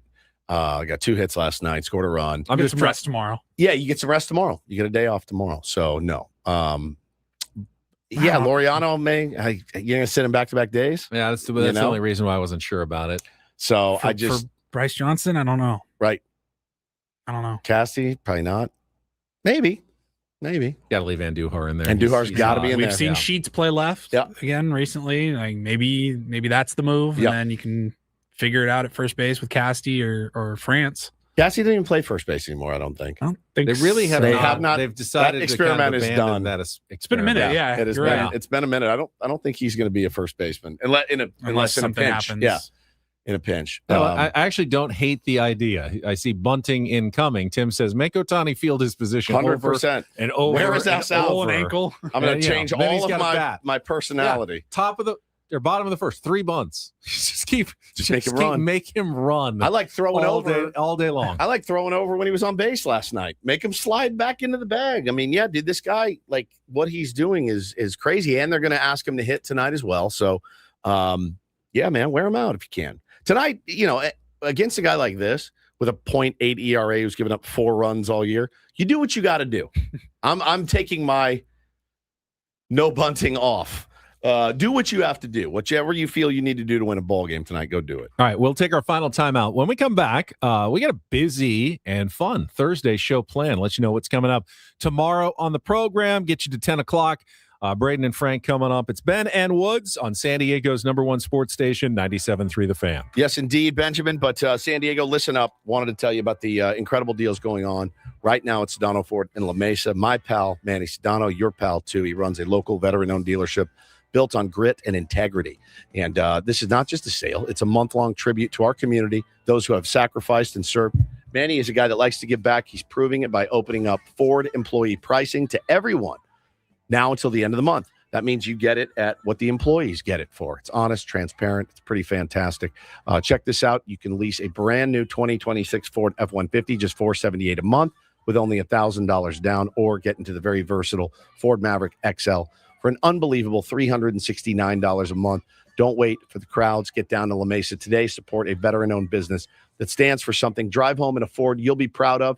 Do me a favor. Let them know that Woodsy sent you down there. Again, you can head down to the dealership. It's incredible in La Mesa. Beautiful, beautiful dealership. Or you can go look at the inventory right now at SedanoFord.com. Once again, SedanoFord.com.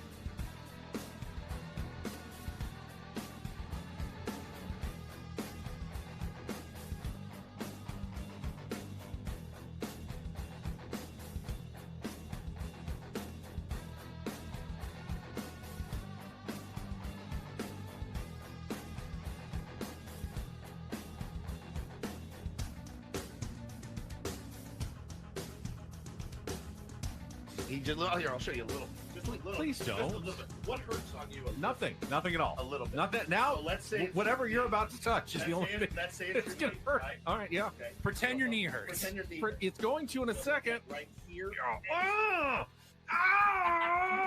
That is not pleasant. Hey, player, this is all yours. This room with this view. This speakeasy with this cocktail. Hey, could you make that too? The spa with this. Ah. And this pool on this roof. This is all for you. The all-new Hamul Casino Resort, now open.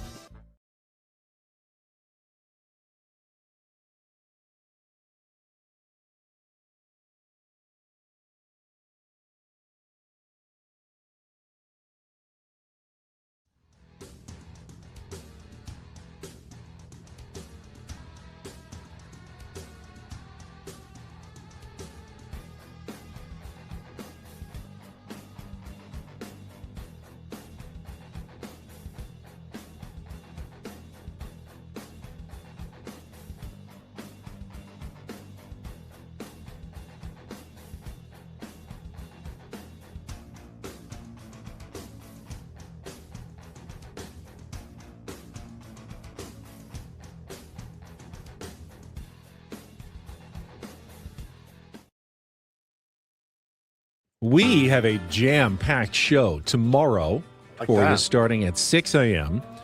3 guests and an epic Padres roundtable brought to you by Epic Wings coming up at 9 o'clock. Before that, though, we will have in-season Sammy joining us, as he always does on Thursday. We will have Smart Baseball with Eno Saris, and joining us tomorrow ahead of their final match before the World Cup break, and a big one on Saturday. Vancouver, who they lost to, remember, we were at the game in the Western Conference Finals last year, and are currently number one in the table as well, again in the Western Conference. Vancouver Whitecaps. Mikey Varas, head coach of San Diego FC, is going to be with us. When is that, Paulie? 8 o'clock? 8 o'clock tomorrow. 8 o'clock tomorrow morning. We'll have the head coach joining us. Talk about last weekend's just thrilling, then heartbreaking 3-3 draw against FC Cincinnati with 2 goals after the 95th minute. You can't, the timing, literally timing wise, you can't really have too much more of an up and down, emotional roller coaster in that sport. Not at all. To score the game winning goal and then cough it up. It's not really a sport designed for roller coasters. No, not like that. Minimal amount of scoring and the long stretches of nothing. Generally, that things don't happen like that counter punch right away. Yeah, that's more like basketball, where one team hits a 3 and then the other team goes down. Has 0.1 seconds. Yeah, calls timeout, inbounds it, and hits the 3 to tie it and force overtime. Yeah. That was very basketball-like at the end of that game for sure. We will talk to Mikey about it. All guests on Ben and Woods appear on our SDCCU fan hotline. It's not big bank banking. It is better. I'm not asking him about Chucky Lozano, just so you know. I've asked him every time. I'm over it. Right? Yeah, their answers have never changed. It's never changed. Until we hear something different. Right. Chucky is not part of the team. Will never be part of the team again. Yep. I'm not going to ask. And beyond, now it's just a financial issue. Is that the question would be, okay, now that you've decided that Chucky Lozano is not on the team, but you're still paying for him, is there room to still add another expensive designated player? I know he's talk to Tyler Heaps. I mean, people have talked about Lewandowski and Mo Salah, who have both announced they're leaving their teams in Europe and, could speculatively be coming to MLS. Is San Diego going to be a player for one of the big international stars that could be coming over? Or will the money that they keep flushing down the toilet to Chucky Lozano prevent them from signing one of those players? Yeah, it's tough. How do I get that gig? A lot of money to literally do nothing. Man, he shows up. Yeah, no, he works out on his own. Yeah, I could do that. And he goes home. Yeah, I could come in here and sit on that couch and just watch you guys through the window. That's exactly what he's doing. Just sitting there, just getting paid, doing Instagram. He's got to be here, or I got to be here. They won't pay me, but he's not allowed on the air. I still got to get up. We can't do anything with him. He just sits there the entire time, watches the show, and then goes home. Yeah, and get my check. Back to Little League and does his thing. Yeah. That's basically Chucky Lozano's job right now. That's the dream. That is the dream. All right, let's check traffic one last time, and then we'll wrap things up with a topic wheel spin next on 97.3 The Fan. From the 855 Get Ross Traffic Center. Injured? Demand justice. Demand Jurowitz. 855GetRoss.com. Got a crash on the connector from the West 8 getting onto the North 15. The 805 North is still slow from the 163 to the 52. I'm Claire Beverly with Odyssey San Diego traffic. Traffic report brought to you by Soapy Joe's. Glow Up Complete. Soapy Joe's on West San Marcos Boulevard in San Marcos is back up and running. Come by and get the best car wash in San Marcos. Join the Soapy Squad and become a member. Visit SoapyJoesCarWash.com. Give us a follow at Soapy Joe's. Good, clean, fun. Apparently, I've spread some misinformation on this program this morning, and I'd like to apologize for that right now. We talked back in Take on Woods. Turning Japanese, Ben, is not about self-seduction. Which I jerk. I had always heard that it was. That was apparently it was an urban legend. You got? I've been getting got for 40 years. This is what we heard that when we were like 12. Hey, you know what that song's about? It's about, and it's not. It's about the universal cliches of youth, angst, and the surreal feeling of transforming into someone you don't recognize after a painful breakup. Fenton, the guy that wrote it, David Fenton, said Japanese was just a random nationality that fit the meter of the chorus. Could have just as easily been Portuguese or Lebanese. I think I'm turning Lebanese. I think I'm turning Lebanese. I really think so. I think I'm turning Portuguese. I think I'm turning Portuguese. So it's not about that. So thank you to, who was that in the chat? James. I think it's James. Not James. James Winston. Jam-esque. Purple says Woods getting bamboozled isn't too shocking. I literally, for 40 years, that's what I was told that's what it was about. Well, the song Cool Jerk is about a dance craze. Is that a real song? Yeah. Is that where we got that from? No, I'm the king of the cool jerk. Cool jerk. You know that one. It's an oldie. It's an oldie. I've never heard the song. You have heard the song Cool Jerk. I was part of the Take on Woods game. That's why Paulie has but I probably didn't get it right. We didn't say it, though. We didn't play it. We just said it. Can I hear it? Cool Jerk? You've heard the song Cool Jerk before. I promise you. I swear I have not heard Oh, absolutely. You're going to instantly know it. It's called Cool Jerk. It's by the Capitals. All right, let's hear it. It's called Cool Jerk. Oh, yeah. I know that song. That's what he says? Cool Jerk? Somebody said it was also a Cool Whip commercial. Here. I don't know that I have heard this song. Get to the chorus here quickly. You keep fast forwarding to find it, though.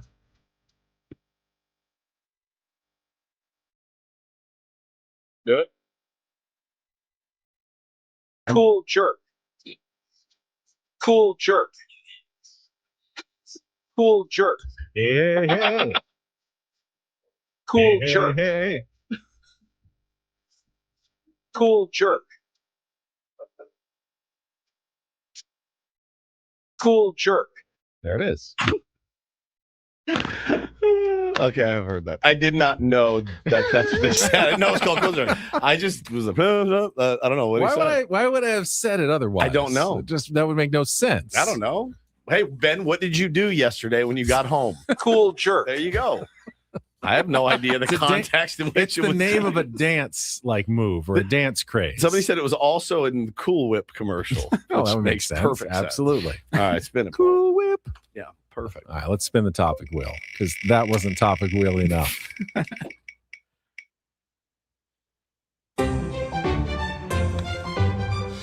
That's a pretty good one. If you could eliminate one household chore, which would it be? Cooking. Is that a chore?